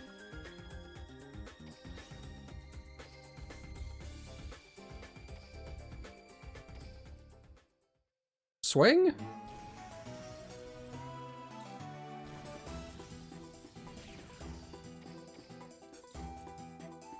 He was really holding that. The shady is not shadying. Exactly. I don't know.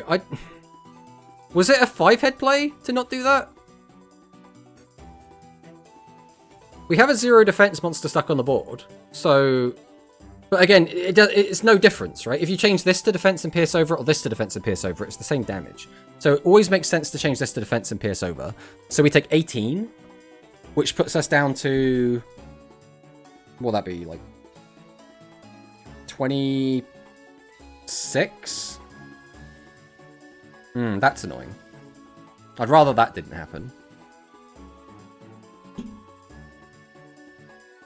If you pierce over both, that's going to be 18-18. Yeah, if he just... I think we're just dead, right? Because he brings back Charmy. Then he needs to get out... Oh, actually, this is actually a bit awkward for him, because now he can't do everything he wants to do. Okay, we're going to summon that. We're going to tribute that for Witch. No, we're tributing both for Seven's Red Magician. Then we're going to activate Seven's Red Magician. Ah, okay. Is this going to be lethal? 18. Puts me on a 22. Yeah, this should just be lethal. There's no way it's not lethal. The issue is, I don't think there was a way I won this. I literally don't think there was a possible win con. Like, I could have summoned this over this. And then discarded this in my hand to gain another 1,000 life points. Outside of that, I don't think there was any other play. Do you lose now? I think so. I still don't... I don't think we misplayed. I think we just never stood a chance.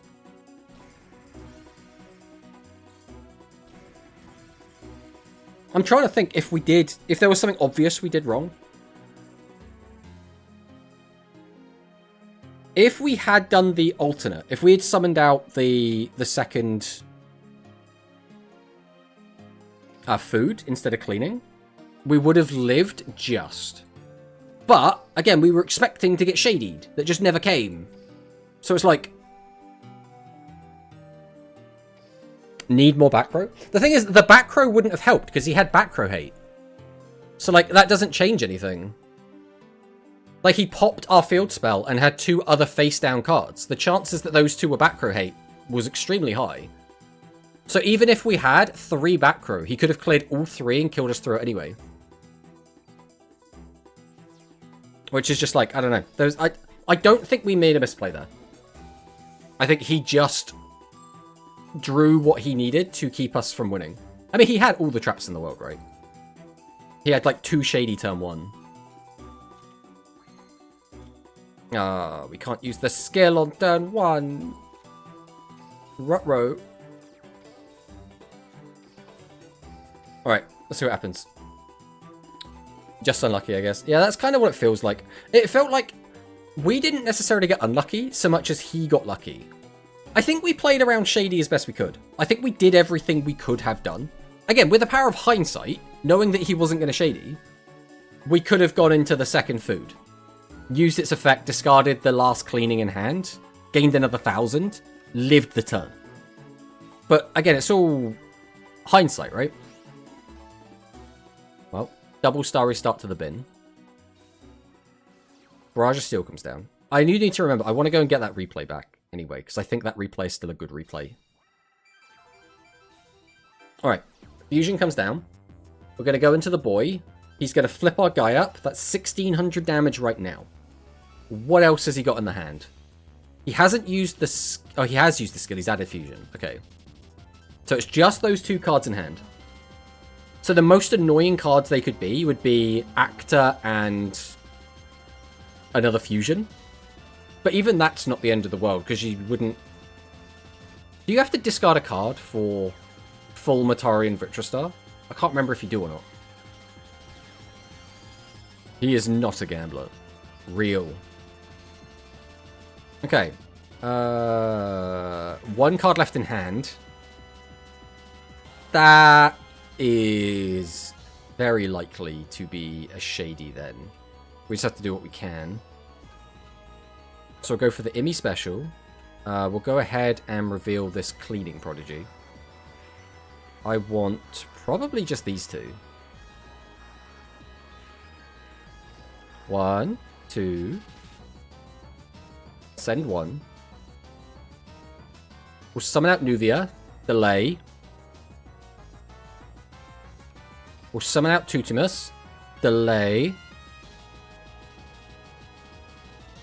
We'll activate Rainapolis.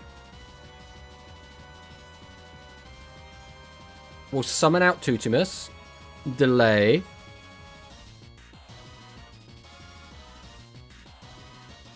We are going to activate Nuvia here, because I want to make sure I have 3 face-ups. Right, so he knows that I have this.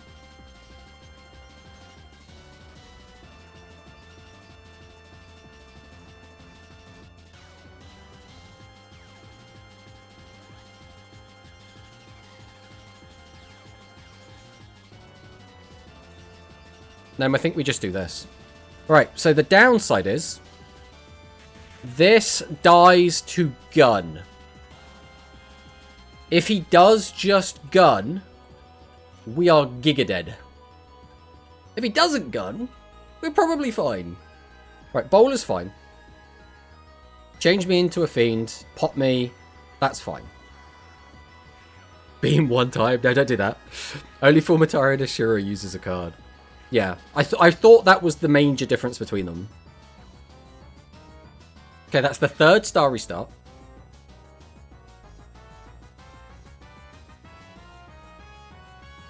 That is an interesting grab. I was expecting something a little bit smaller. Okay. Grabs the fusion. As expected. So we have to have a... There he is. There's the boy. Activate. So I guess we just have to go into... Yeah, Majustar. Majustar pop.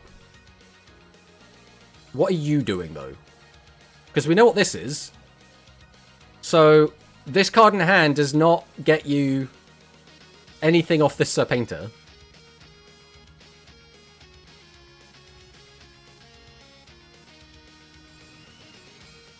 Ooh.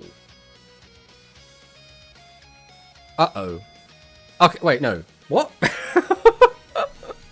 was like, oh, it's going to be Reactor. He's going to make a sick play. And then it was just nothing. We're back to Ghost Cyclone being annoying.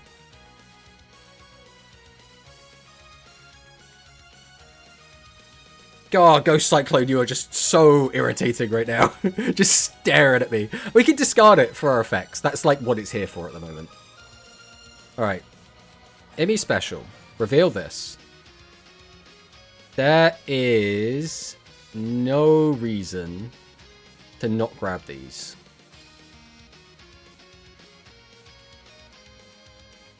The 200 boost, I don't think matters. We go into the boss. We put a load of cards back. No, I think we're just fine, right? Either way. Do we have 4 engrave at the moment? 1, 2, 3, 4. So when we tribute, that will get another 1 engrave. Which means we could then use Pot of Avarice. If I just reduce this down... by 18, it becomes 800. 17 over 8 is 900 damage. And then 17 over 2 is just lethal, right? So I don't have to do anything. Summon this.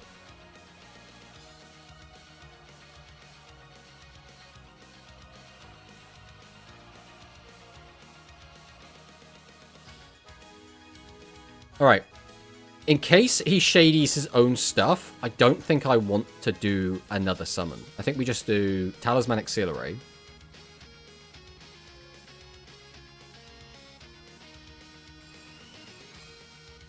Reduce.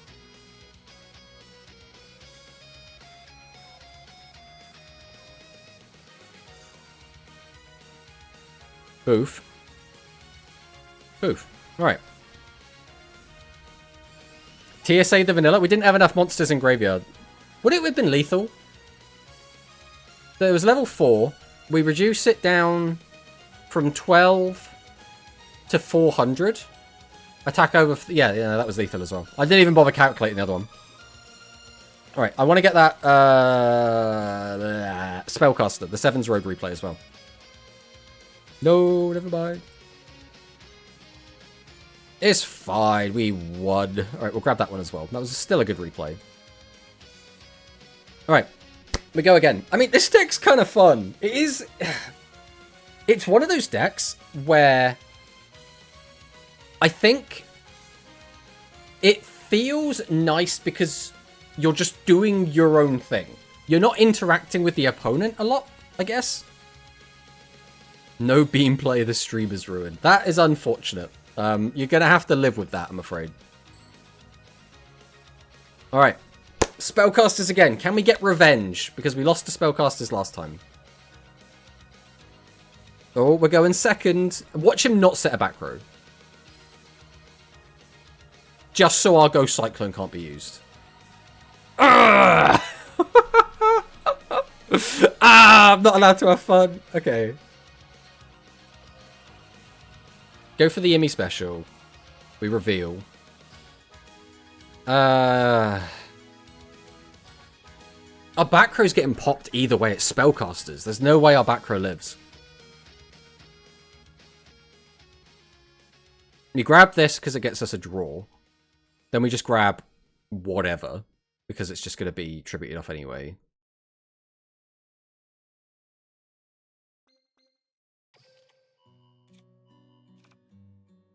We're going to get rid of this. We go 2-2. We go 2-2. Activate Rain. Tribute. Summon Rain. Or Cure. Activate Cure. I mean, that works. It does things.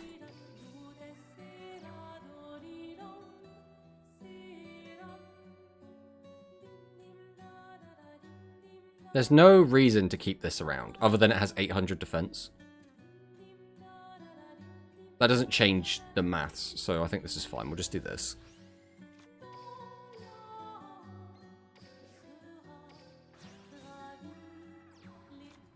Is there a world in which we only clear one of these monsters? Because then he can't use Ghost Cyclone. He also can't use Cat to do like a big play.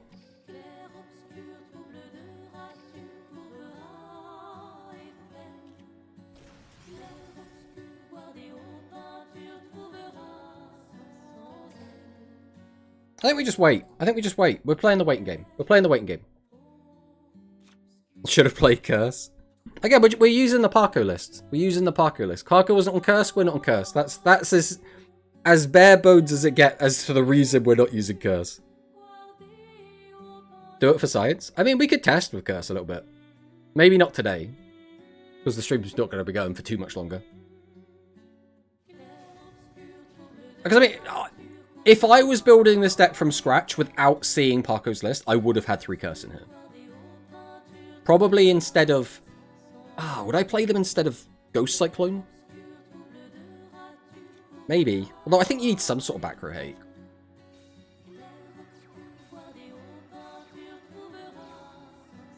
Oh boy, we setting.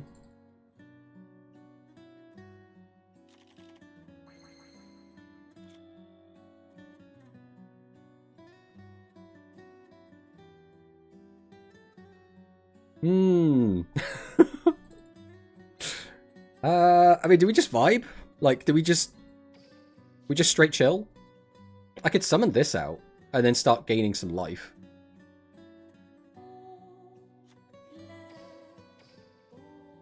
Oh, we'd want to use the skill.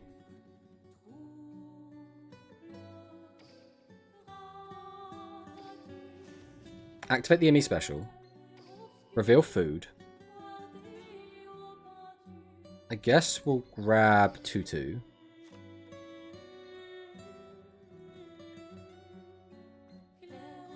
Send rain. Tribute to summon. No delay. Interesting. We'll use this. We'll send.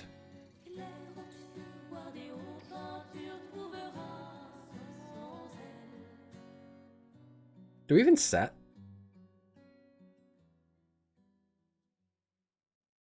We're going to have to shuffle cards back into our deck at some point. The issue is, as is, we're just going to be killing one guy each turn. Which is going to put us in a bit of a weird spot.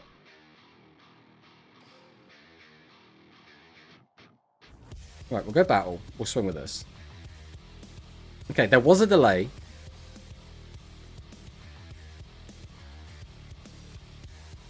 RMB to draw off Curse to find Shady. I think we just wait for him to make a play, right? This is how we want to be playing, is we just chill. We don't want to let him get, like, Giga value, if we don't have to. But now he's got 5 cards in hand, which does make things a little bit tricky.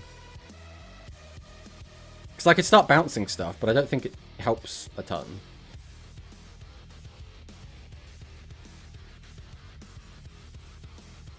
Either way, we want to continue gaining life points.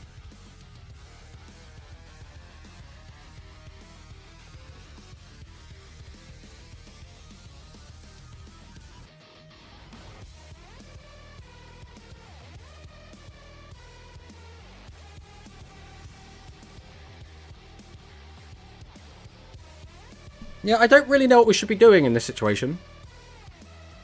I feel like we just wait for him to come to us, right? Because eventually we're going to draw out Avarice, so we're going to go back to having more cards in our deck.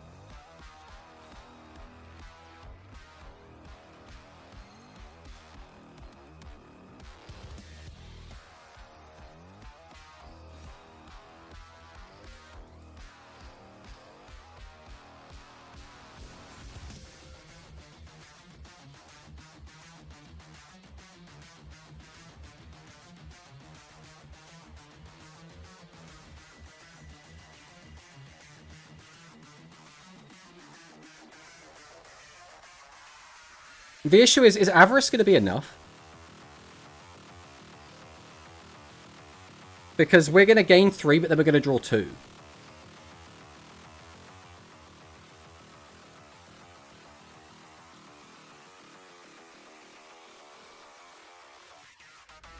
If they don't do anything, you can accumulate bosses and loop Abyss Soldier with Avarice. Oh, we can do Abyss Soldier. What's the... Wait, how do we do that? So we use... I'm a little bit confused. How are we doing that? If they don't do anything, you can accumulate bosses. Okay, I understand that bit. Loop Abyss Soldier with Avarice. Okay, so we can use Avarice to put Abyss Soldier back in the deck. Oh, do you mean, like, bounce a load of his stuff out the way all at once? The issue is, isn't his back row going to stop us? Because we know he's got either Widespread... or Slime, or Negate Attack. So I don't think that plan's going to work.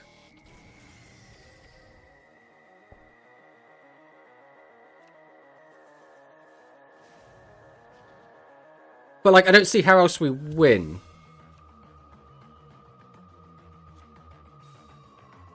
Like, do we just... have we just lost the game? Is there any... How do we win? I don't see how we win now, is the issue.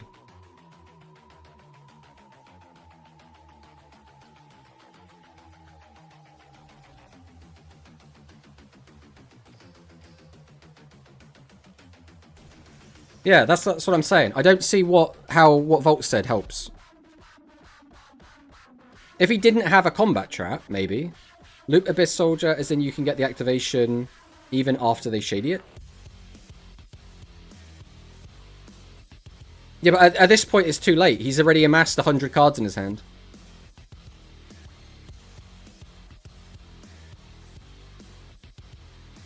Yeah, but even if we activate it multiple times, because we know he's got a trap card, we can't do anything about it. So it doesn't help us, is the issue.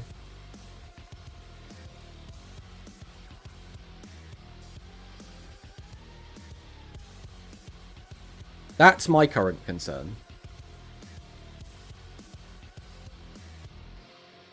I think we have to just punch in with everything.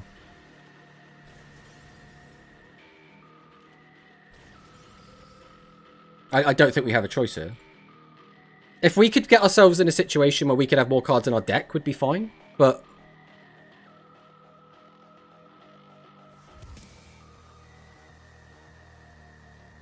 do you consider putting card revitalization in stall game state like this?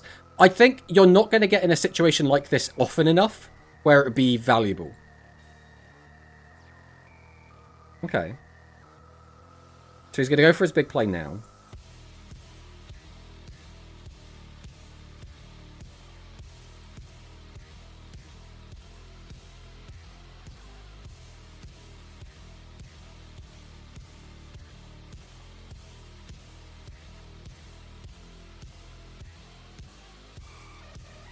He's going to have all the back row hate in the world to pop both of our traps. Then he's going to go for the big push. If we sussed out Battle Trap, then play is fine, because you literally cannot die versus caster here. I'm a little bit worried that he's got so many cards in his hand that he can go, like, double Paladin. And double Paladin at, like, what have they got to? 53? 53, pop all of our cards, including our field spell. We go down to 25. He attacks us for 28 times 2. And then attacks over the last one for 18. And that's assuming he gets, like, absolutely everything. Then, yeah, we'd still be alive on 10k.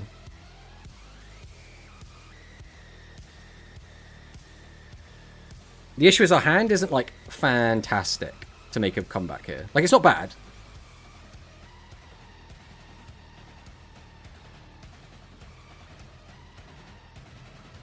How many cards has he got in hand? 1, 2, 3, 4, 5... 1, 2, 3, 4, 5, 6, 7, 8, 9, 10, 11, 12, 13... At least 13.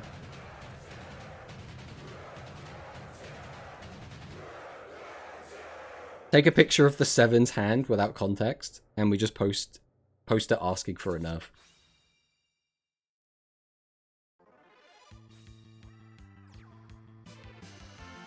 If he had just set 3...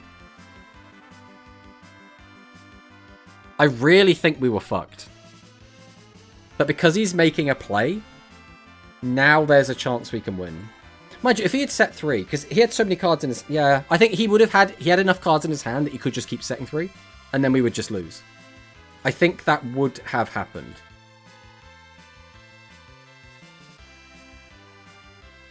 Okay, so this is part of the board we were expecting. Activates Fusion. What's the last card going to be, though? Because right now we're taking 18 and we're taking 28. So that's what, 30, 46? It's not even half of our life points. We know that one of these is the Battle Trap. The issue is we don't know which one. So we could use Abyss to try and get rid of one. And then I guess we go for Ghost Cyclone to hit the other one, assuming he clears the whole board. But he might not even clear the whole board, which means Ghost Cyclone is once again. Okay, so this is the best board he could possibly make. Which is the second one of these. It didn't even get all the way up to 53. It's only at 45. Is it 53 it gets up to? Can't have been. No, we're still alive. He would need, what, another TSA? Because at the moment this is 2,000 plus 18 plus whatever the other one is. So it's 38 plus... something. Either way, it's not there. So we know that this one is a Battle Trap. We don't know what this one is. So we probably...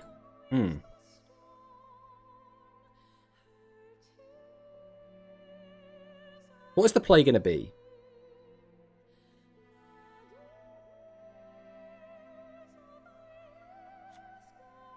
I think we always Ghost Cyclone this one, and then we pop this one? Or we bounce this one? Or do we just hit this one? Because if this one could be an on-summon, whereas we know this one's an on-battle. I think we hit this one. Bruh. We've been playing around a good trap. And instead it was just Phantom Bind. What the heck?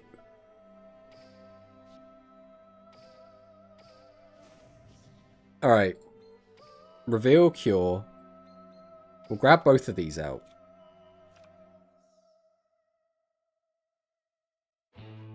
What are we discarding here? Is there like a lethal line?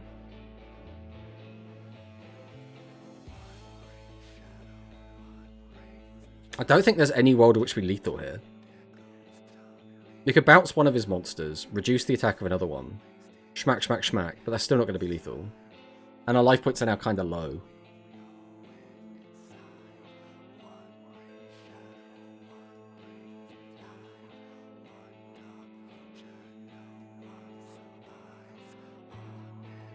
It's going to depend on what this gets us. If we use this. I assume we're going to use this.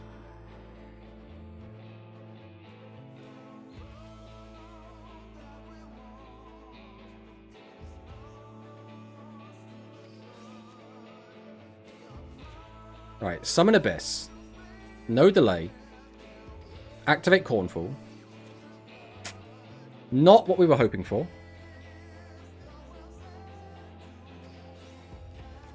Activate Cornfall. It's a little bit awkward, but it can potentially get us there.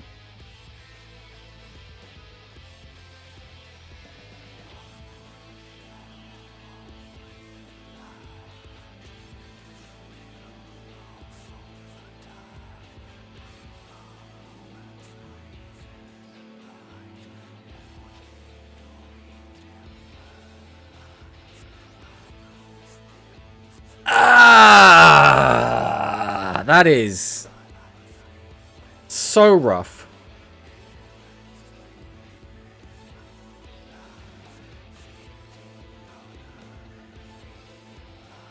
Oh, maybe we should have hit that one actually, because that now you can bring it back with that cat. Ah, okay. That was a little bit of a misplay. I really needed the field spell. If we just got the field spell, we were in a really good spot. But now I think we might just be cooked. Need to TSA first to put Nuvia's back in, and then skill to search them.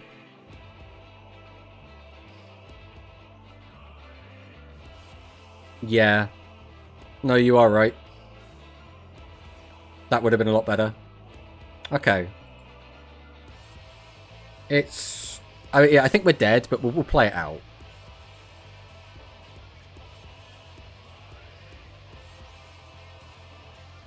Do we not have enough in graveyard anymore? That's very funny.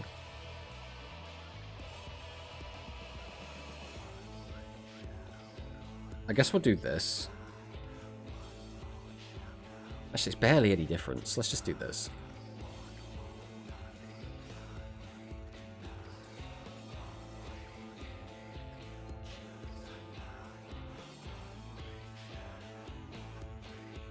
Yeah, I didn't even think about using it first and then using the skill.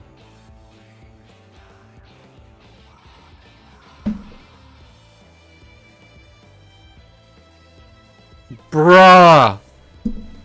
Are you... We played around the other trap thinking it was a meaningful trap. So either a negate attack or a slime. And then he fucking draws it later and sets it on a different turn. Oh my Christ. I hate him. Alright, I think we could have won that if we had done the play that Volt said. If we had... Instead, my carpet's messing up here. If we had used the TSA, put the card back in, and then searched it off of the skill to guarantee we got the plus, because we got a plus off of the Nuvia itself. We would have got a plus off of both of the Cure Maidens. It sucks so bad that he... I think the most annoying thing is that he was playing the bloody Phantom Bind in the first place. Because he was playing a bad card, we got caught up in it, thinking that he was playing a good card. And then And then the... I'm irrationally upset right now. I'm irrationally upset. Okay, it's okay. We're gonna try and beat this Gradius player. These ladder duelists are on another level. It's the issue. It's a really... There's a funny saying. I don't know if it's like a good saying, like a common saying. But there's a common thing, which is the better you get at a game, the worse you get at the game. Because the logic is, you start playing around cards that your opponent should be playing, and then you don't play around the cards they shouldn't be playing, right? So it creates this, like, really... Oh God, we only have 2 monsters. We have no draw power. So we want to get a 3rd monster. And then send a boss to the grave, I guess? Like, what else are we doing with his hand? I know, because we can get... I don't know why I'm an idiot. Oh, I guess it depends if he has a card to stop it. We'll do this play either way. We'll send this, and then let's see if he does the play. Well, I guess he hasn't got a card in hand, so it shouldn't matter either way. I think we just go Nuvia the Mischievous. I don't think it's going to matter, because realistically...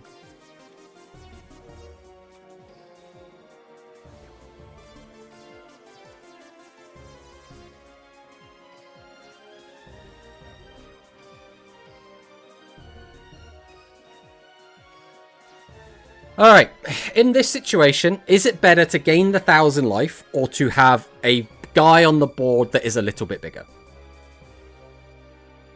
I genuinely do not know what is better. Bad card or Genius Medical? I mean, bad card.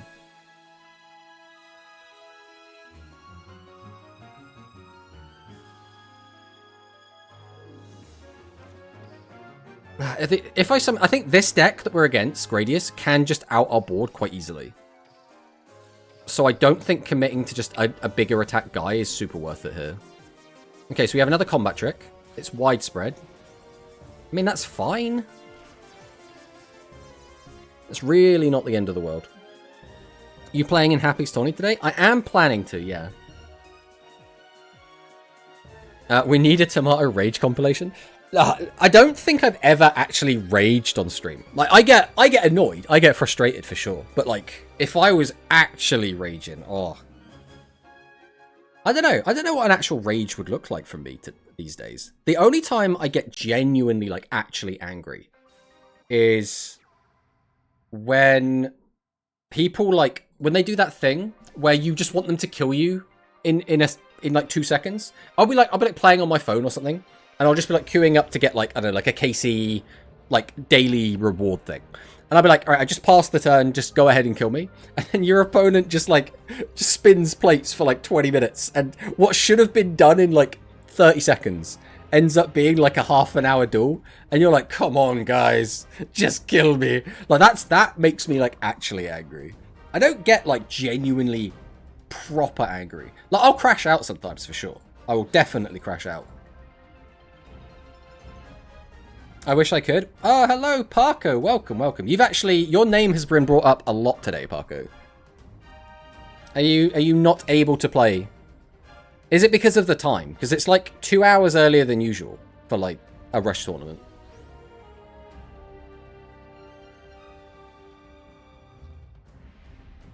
Okay, I assume we're going to go into the big boy.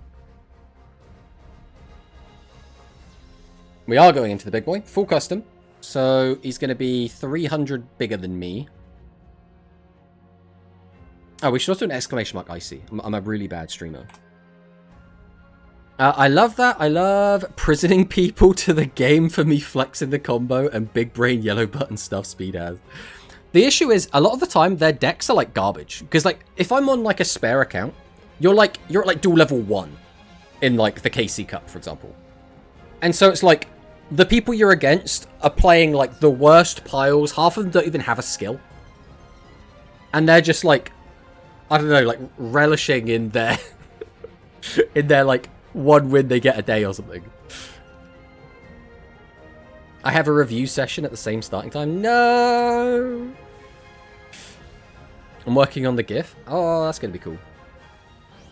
Exclamation mark tomato? There's no exclamation mark tomato here.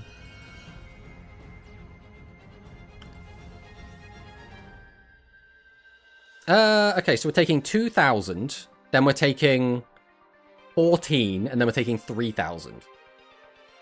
Are we just dead?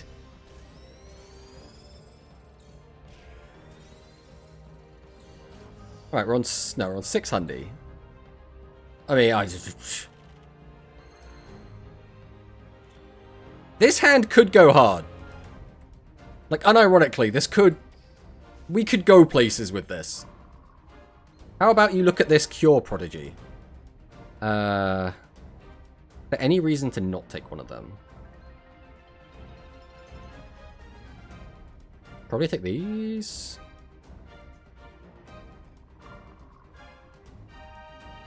I almost would rather take just both of these, you know.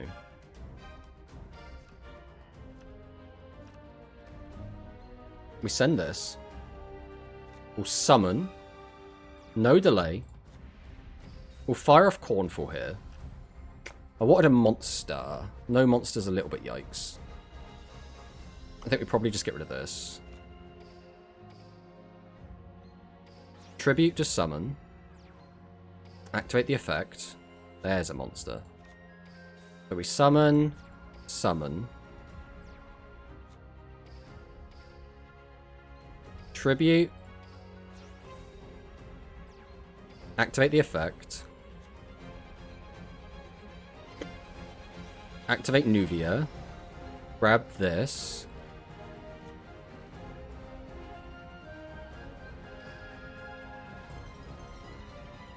Question becomes, we go for the draw now. Is there any... What do we want?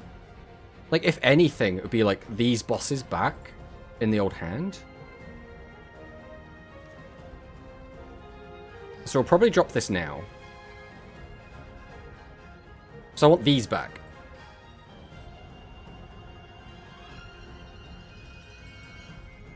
Doesn't matter what reduced. It's always going to be a really small amount.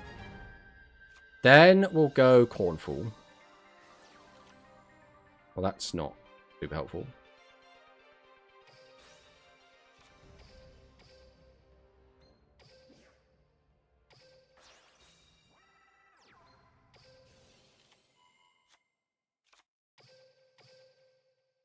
Unfortunately, this also is not super helpful, but...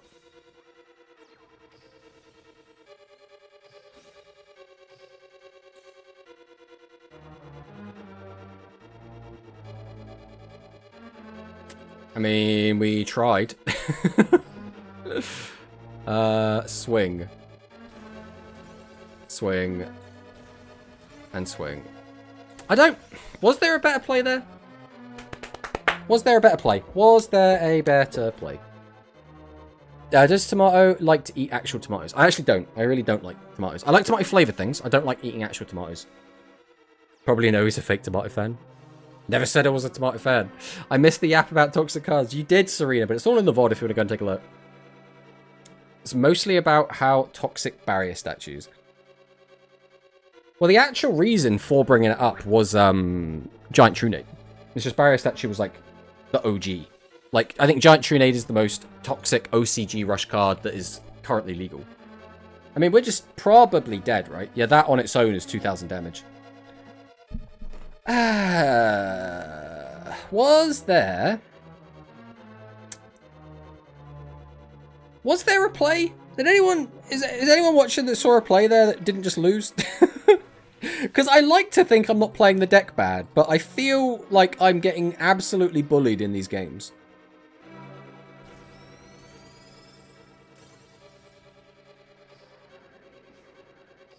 I don't know, man. Sometimes it just feels like we just have nothing. We just don't have... We don't have enough damage to apply pressure. We don't have enough, like, life gain to, like, put ourselves out of range. I don't know. I like to think I'm doing something wrong, but I don't know what the something is the issue. Because the deck seems very straightforward. Like, in the last game, I feel like there was a line that would have done it. In that game, I don't think there was. Teach me how to play this deck on stream because I pulled it all in the box. So how does the AQUA deck doing tomorrow? The AQUA deck is like, it was doing okay, but the last two games have been a bit rough. I think one game we misplayed. That last game, I don't think there's anything we could have done. And the very first game we played against Spellcasters also felt like there was nothing we could do. So I don't know. It's a weird one where...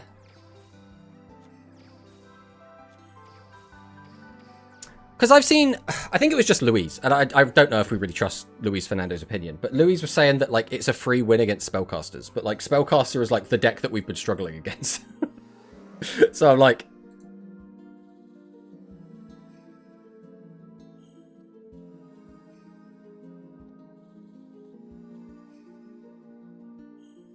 Like, we've had 2 games today that I don't think, no matter what we did, we would have won. So... you clearly just have a skill issue when playing decks on stream. I mean, there's always going to be that, right? You're always going to play worse on stream because you've got more to focus. You're not, like, locked in on the duel. You're talking to chat. You're trying to be somewhat entertaining. You're doing all this other shit, right?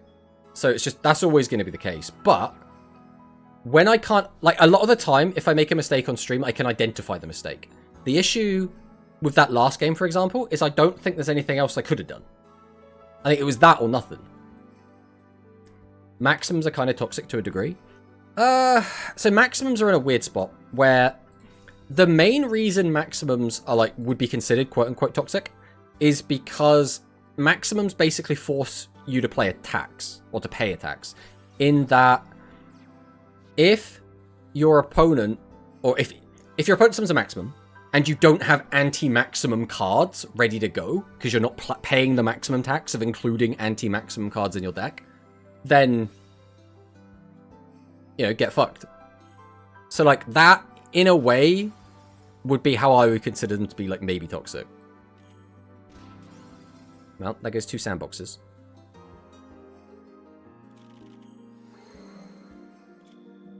Also, Ghost Cyclone has been the most useless card in this deck, I swear. Every single time we have this card, we always have a monster stuck on the board and no way to get rid of it. Like, I think we've resolved Ghost Cyclone 1 time today. Alright, we'll go for the Immy special. Reveal the Food Prodigy. We're going to have 3 monsters, so we'll do these 2. We send... We'll summon out Nuvia. No delay. Summon out 2/2. Activate Rain Up. We should have done this afterwards, but I don't think it's going to matter too much. We'll go ahead and use this Nuvia. Grab this back to hand.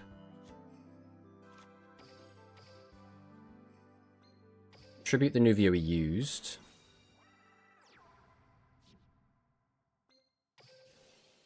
Activate. Send that back to the graveyard. Gain the attack.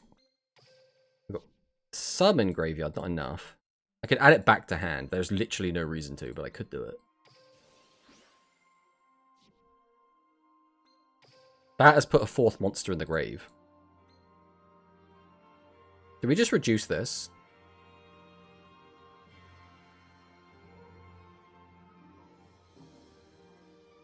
I could threaten lethal if his back row's nothing.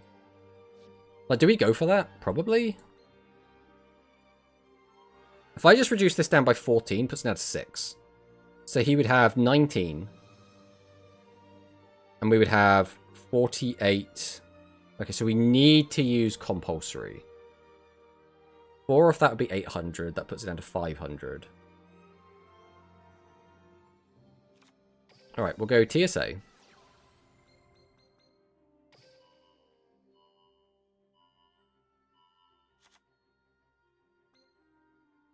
Do that onto that.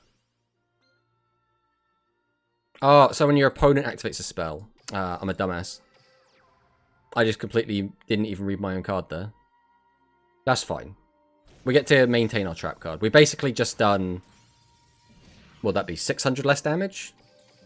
If I had worked it out beforehand, on the summon of Food Prodigy, I could have activated Compulse, put the 2000 attack back in the hand, and then got 2,000 more damage here. And then, obviously, if we had worked out that we couldn't use Compulse there, we could have used the Compulse, and the other one just got an extra 600 damage. Which, I don't think that 600 damage is going to matter, but... whenever I have time to hop on into stream. Yeah, I want to see Parko on a rarity stream. That would be good. Yu-Gi-Oh! Rushel streamer doesn't read his own cards. It's one of those things where, like, everyone does it. It's just you do it on camera, everyone's like, ha ha. Alright. What have you got for us? Either way, I think we're going to be fine, right? If you go into a fusion, we compulse it. We've gotten down to 16. We've still got 2 copies of Ghost Cyclone just sitting here.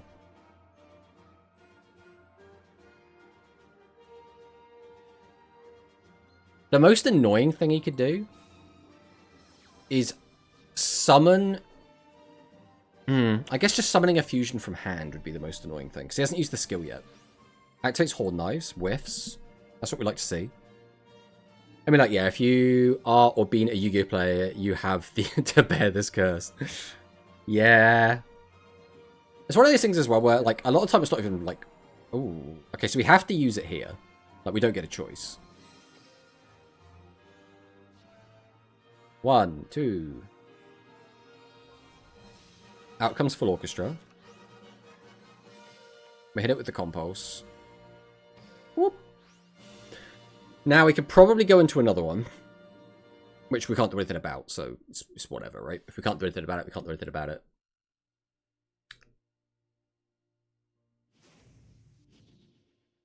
Goes Breath. Reveals the Ensemble. Grabs the Boton. So if he has a fusion in the back row or in his hand, he just goes into another one. Again, it's not even the end of the world if that happens. Like, we're going to be fine. Okay.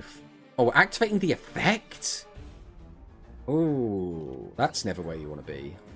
Okay. Oh, okay, no, this is fine then. So this means you could just go into one anyway, discard another card. But, I mean, I'm still in an okay position. Like, we're not even... Like, everything's fine. We're going to lose, like, 2 Ghost Cyclone that were just dead anyway. Not reading, but seeming to know how to use X card, yeah. Famous last words? No, there's no way we die here. He hasn't got enough cards. Like, we're fine.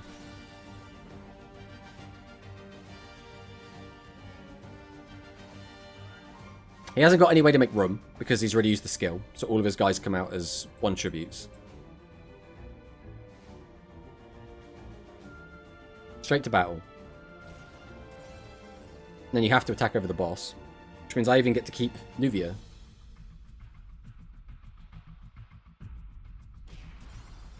Alright, we just need to draw some bosses, and we should have plenty. So... There's a boss. Almost whiffed it. There's no big play to make here, so we'll just go ahead and activate the skill.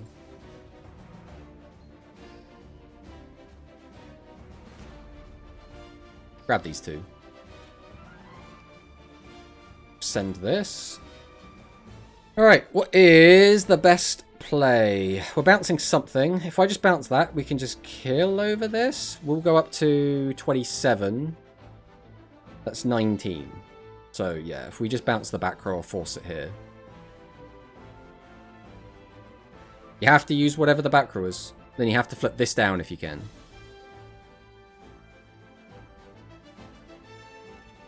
Okay, so he's going to flip this down, which means we go back to the drawing board.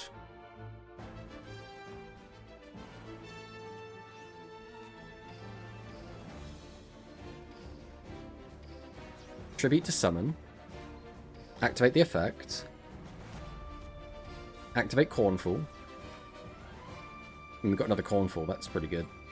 Probably just going to get rid of 2/2 here. Actually, we don't need 3 of these, we'll get rid of 1. Activate Cornfall. There we go. That's what we've been waiting for.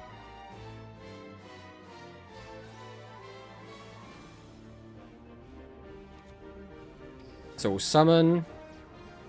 Activate your effect. Add a card to hand. Grab this.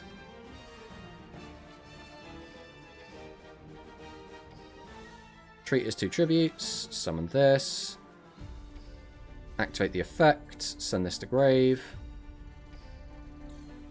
Activate the effect. Grab this back.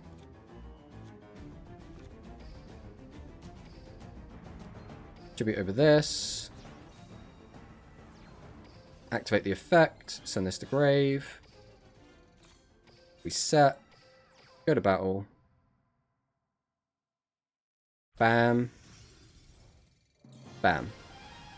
And the 600 damage didn't matter. Ugh. I mean, apparently we can beat Music Princess up. We just can't beat Spellcasters. That seems to be our kryptonite at the moment. And again, one of those Spellcaster games we could have won, I think. I think it's just, when you get into a situation that's not regular, you need to, like, get used to it, right? You need the experience of it.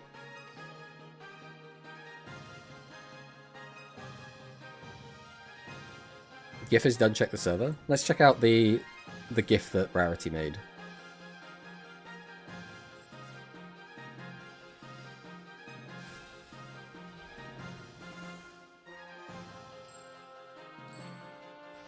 That's good. Let's throw it on stream. We can show off Rarity's work.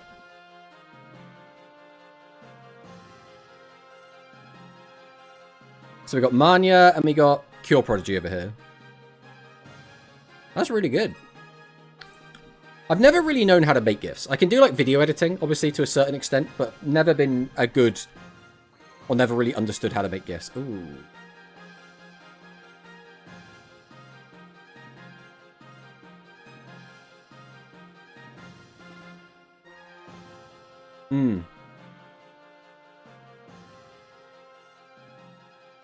If we throw a bunch of guys in attack, it creates an awkward situation where if he goes for the standard baseball play, we take a shit ton of damage. Well, I think we have to set, but that leaves him with 2 extra resources. But I don't think it matters too much.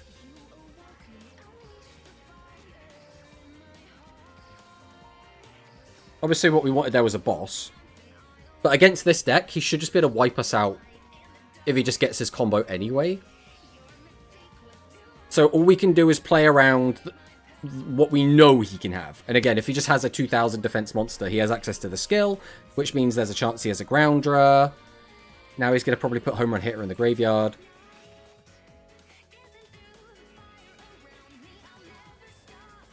Stadium comes down. I'm on a 12 win streak. Either I've struck gold or I'm getting insanely lucky. What deck are you playing, Pro? Goes for the heavy roller. Okay. He now knows that we have Compulse.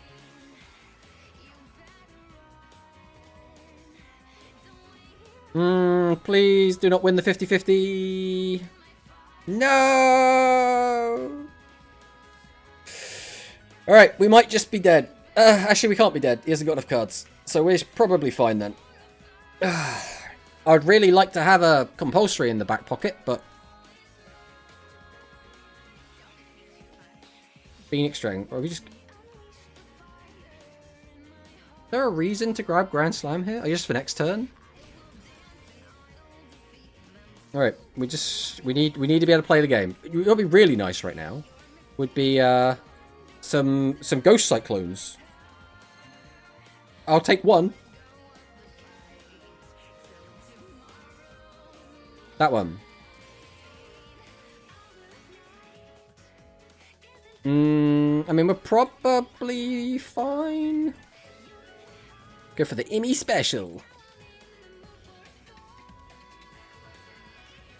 With what we have now, there is no reason to do anything other than grabbing these two, I think. So I just need bodies to tribute.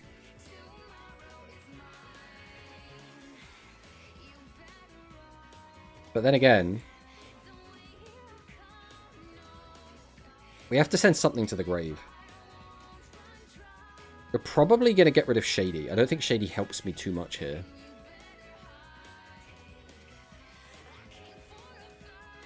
We'll get a discount.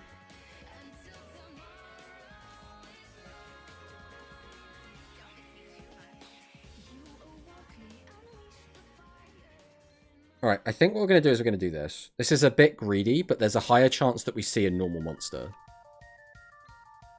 Or that we see a monster. Right, we'll summon out Tutu. Okay. We go Corn. Yeah. It's probably you. Alright, Corn, come on, I need a... Ah! No! What are these cards, brother? We drew 4 and couldn't find a normal summon. I mean, that's just game, right? Like, there's no possible way we win from this position now.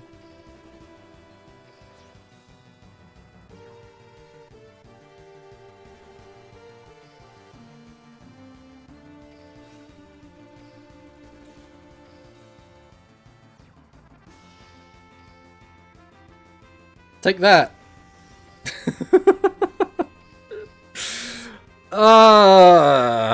So now he can use the skill. He's already got the grounder in hand. Use the skill. Send the big boy to the grave. Tribute 2. Summon out Grand Slam. Grand Slam goes up to 4,400. Gets the 25 out. Normal summons anything, we die.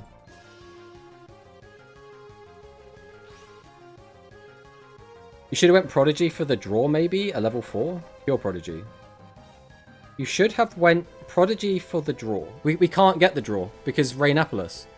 But again, in order to get the draw, you need the field spell. In order to activate the field spell, you need 2 Aqua monsters. So we couldn't get 2 normal summons and the field spell. There was physically no way. So what we did was we got the field spell and we got a monster because we had Cornfall. So there was a much higher chance that Cornfall gets us to a normal summon than Cornfall gets us to the field spell. So that was the logic. Cornfall got us into Cornfall, which meant we got effectively to look at the top 4 cards of our deck, but unfortunately didn't find the normal summon. And now we're just dead.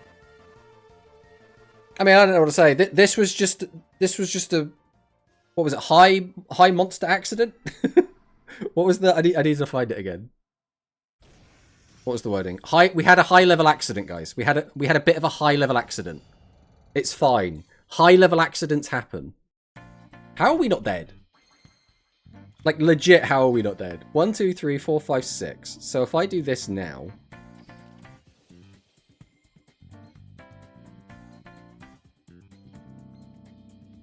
Do I even want that back in? I think I'm okay to just do these 4.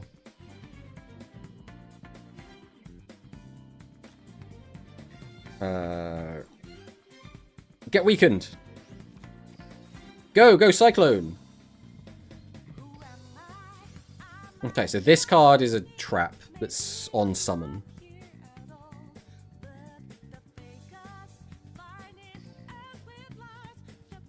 So I can use the skill to search. Doesn't really do a ton for us right now. So I go Mystical Sandbox. Okay, so he still has, I think this one is a Shady. Summon out Tutu. I'm gonna flip up my rain. I want my rain. We'll reveal this. Probably just grabbing these 2. Send rain.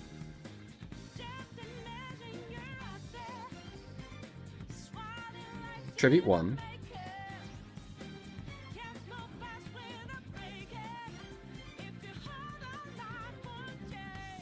Activate the draw.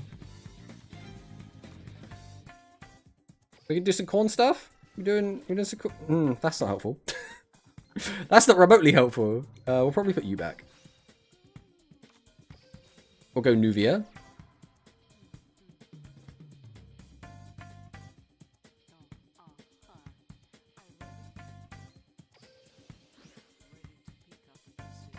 Milling Avarice there kind of sucks.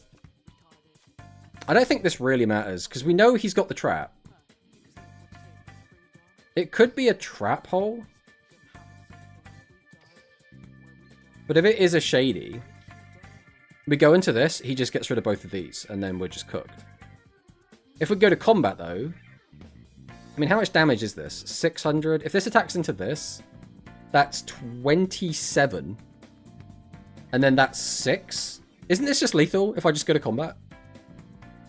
27 plus 6. So if he hasn't got anything...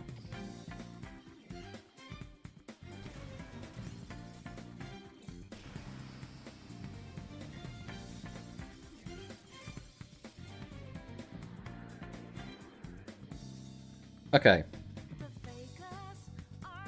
Guys, I had to take my turn. Okay, you guys seeing the turn wasn't as important as me winning. Stuff happened. Stuff happened, okay? We got there. That's the important takeaway here, guys. That's the important takeaway. We found the win. We can't see. Honestly, you entitled viewers thinking you actually have to be able to see the stream. Come on, guys. Come on, guys. Do I hacking his draw? Yeah, what you couldn't see is I had cheat engine up right underneath the browser. Imagining a high-level situation or a high-level accident, if you will. Always imagine the high-level accident. Tomato forgot us on the PGRS stream. Listen, right? If you ever want to get my attention, you need to make noise, right? The only way to make noise is to, I don't know, sub or donate or do bits or... I don't think we have anything else. Actually, a lot of follows. One follow would have done it. If we had anyone not following. Imagine he lost but plays it out saying he won and closes it. I'm sure he does. Top tier word documentary gameplay. Hey, yeah, I think Rafuto put a lot of effort into that, okay? I imagine the W. Magically he won. Yes, streamer-san, we believe you. Video exclusive replay. I mean, we can... Well, we'll throw that one in. I don't necessarily think we deserved that win, but at the same time, we did hard brick. Get your mind right. Do I even know what that is? Aqua Monster gain 800 attack to the end of this turn. Your life points slow and your opponents gain 2,000 life points. That's neat. You need sound alert redeems. No, because then people will spam them and it'll be annoying. I don't want that. You need to make a redeem that makes noise specifically through season. Or, right? Or I just bait you all into subbing, right? You know, next time, someone just drops a subscription. Just saying. Just saying, guys. Alright. We're on a rank up. Playing against an archive skill. Ah! This is another thing that happens, which is turn 1. This deck can be a little bit yikes.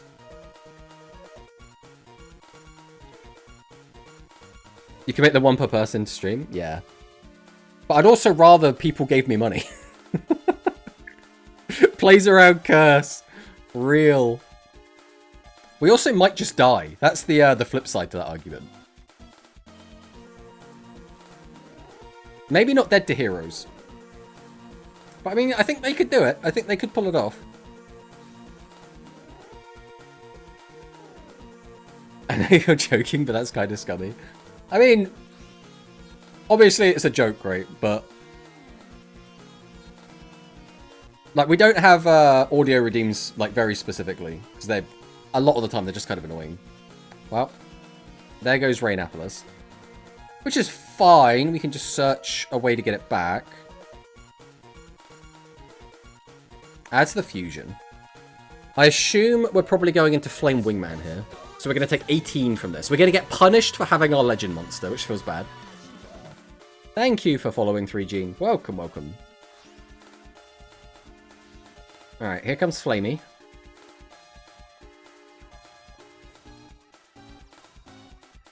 So we're going to... we take over half our life because we opened Abyss Soldier. That feels really bad. I mean, it would have been over half our life if we had the other one as well. The Tutu Mistat Witch, so... oh, this is not the best. That's really bad. A Ghost Cyclone here would have been really nice. I think Ghost Cyclone is like my most hated card from specifically this deck. Because it's just never doing anything helpful. Do we take 2? Is there a reason to take 2? Probably not. We'll do this. We'll go 1, we'll go 2.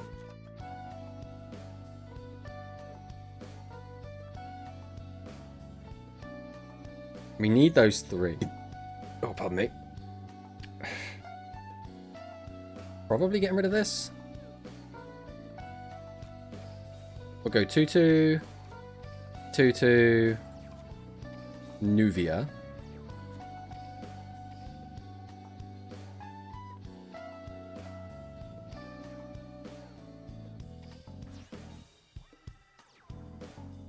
I think we're tributing this one either way, so I think we are going to do it like this.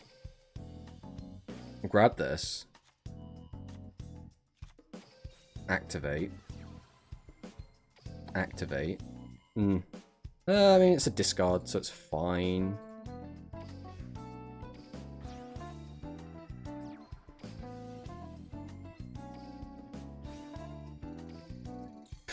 How much damage is this? We are 15 off of lethal. We can get an extra 12 if we activate TSA. So we can put them down to 200. But that's it. So, like, is it even worth it?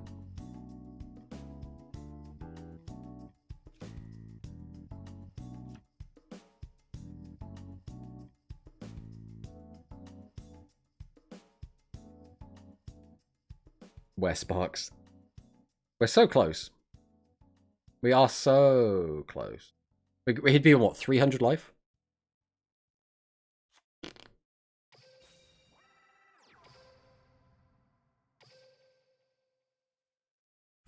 Boosh. Boosh. Boosh. Alright, if he just has Miracle Fusion, we are just dead. So... the issue is, he's playing Elemental Circ. And he's already got the graveyard set up. Yeah.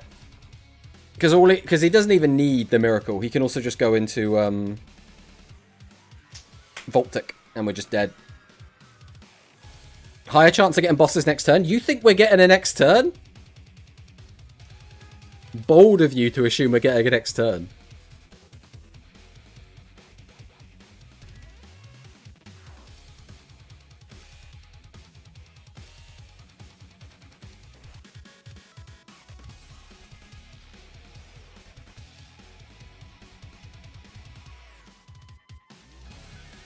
Starry start. Okay, so we're going to grab one of these two. And then we're going to summon out the other one from the hand. And then it's game.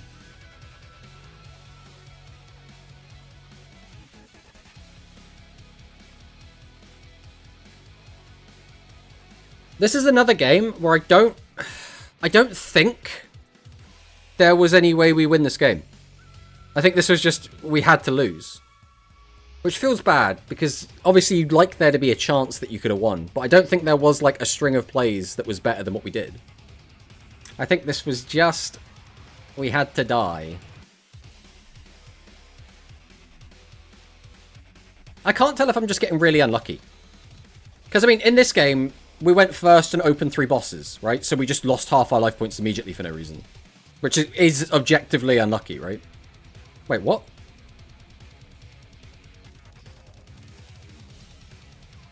Oh, you're flexing on me. I see.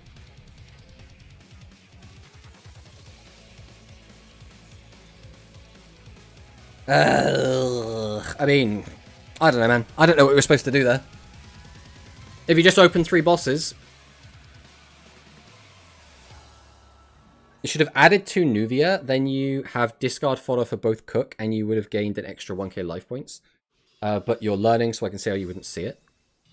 Added 2 Nuvia, then you would have discard fodder for both Cook. Did we have 2 Cook? Oh no, we sent 1 Cook away, right?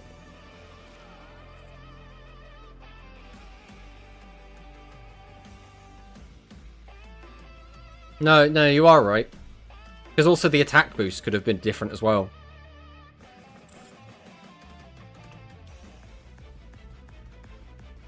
You are correct in that that would have been a better play, and we would have won had we done it. But we still would have died to any trap card. We were just lucky he didn't have any. So, like, we still did get unlucky, but yeah, there is a play we could have made.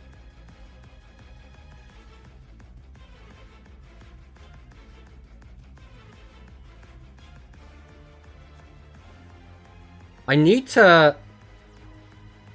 I suppose we did have all the pieces already. So, like, it wasn't, like, Wait, why didn't he attack? Well, our Ghost Cyclone isn't live. That makes me feel a little bit sad. Alright. Go ahead and reveal Cure. We only have one discard at the moment. Probably add both anyway.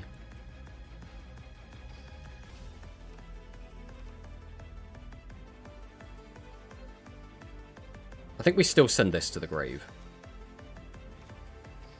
Summon Tutu. He has a delay. Summon Nuvia. Flip.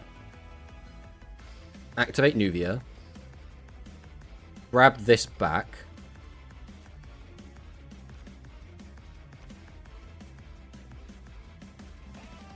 I mean, we just activate it now. What do we? We could tribute... If he flips 2 down, though, that causes a problem. I think that's greedy, so we're going to do this now. Tribute this. Activate the effect to draw. So this puts us back to the weird situation where I could go into Food Prodigy, but he's got a delay. So if we're playing around specifically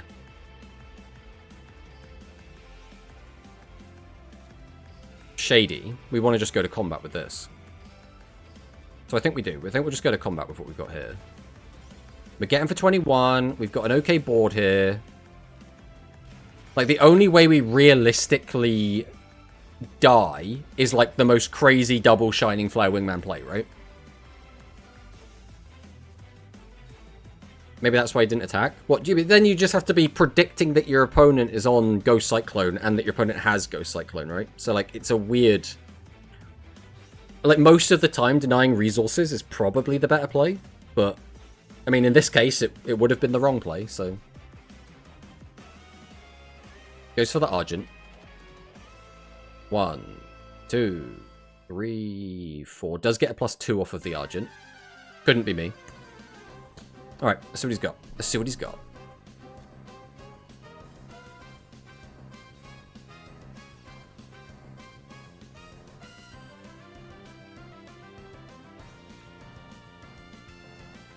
Gets the discard.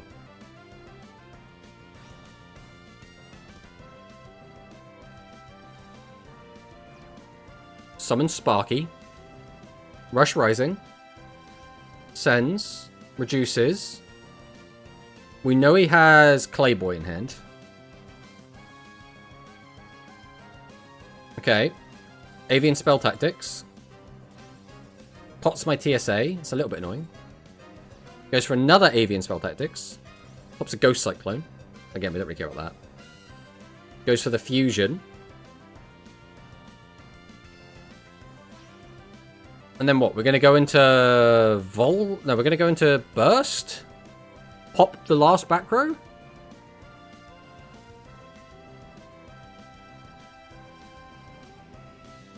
Goes into Flame Wingman. Then Miracle. This isn't lethal though, is it?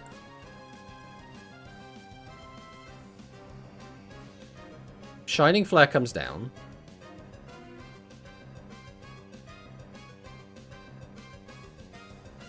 It's a lot of damage.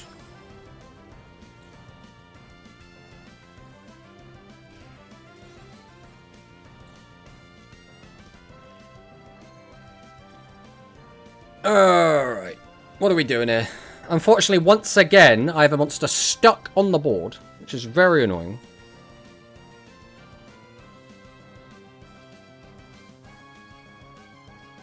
I could put all 4 back in the deck. Even if he flips this down, that's probably still the best option we've got. I am lower on life points, so if we do draw a kitchen, we can go up to 37. Reducing that's not going to matter too much anyway. If I reduce this, it goes down by 16. What would that put it down to? 25? Alright, let's go TSA first.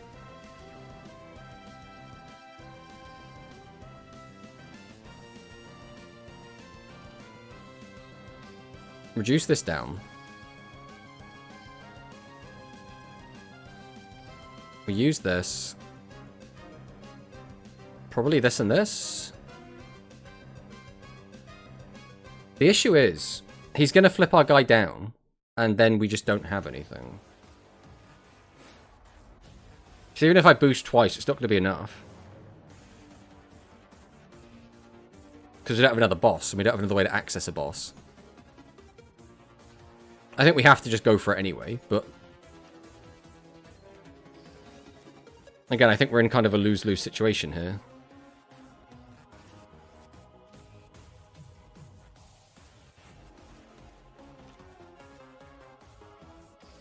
Alright, we'll summon out Nuvia.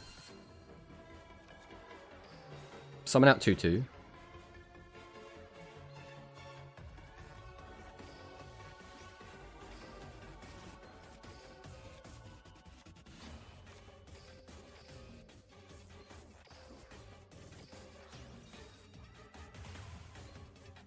Now he'll activate his trap.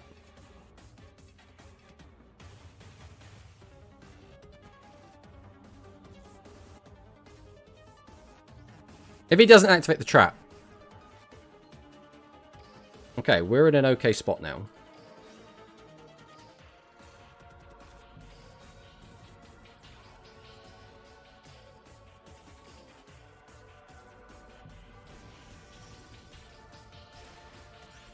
Alright, this was the best we were going to get.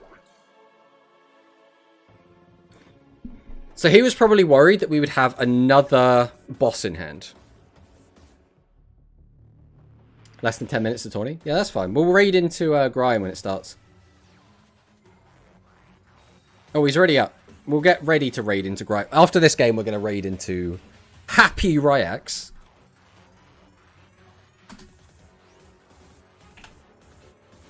I mean, this is fine. I will allow this. Starry start. Okay. I mean, we're forced to use this on the Burst Wingman. Then, like, he shouldn't have enough cards to do anything else. What tier do you think Aqua will end up?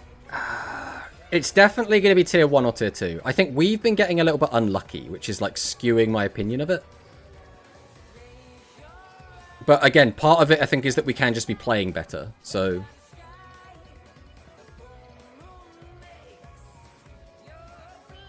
Okay. Send that. Reduce that. Grabs back fusion. That's not going to do anything. Sets fusion passes. Is there anything that matters? If we can get our hands on... exactly thingy. Otherwise, nothing matters here. Alright, we'll go ahead and use the Immy special. Reveal, cleaning. Grab 2.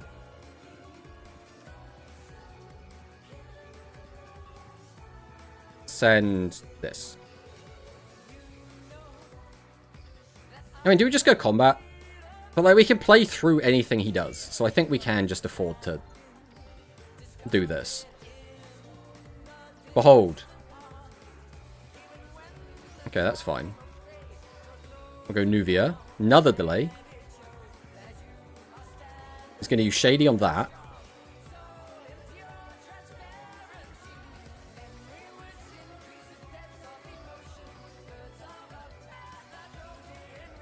Yep.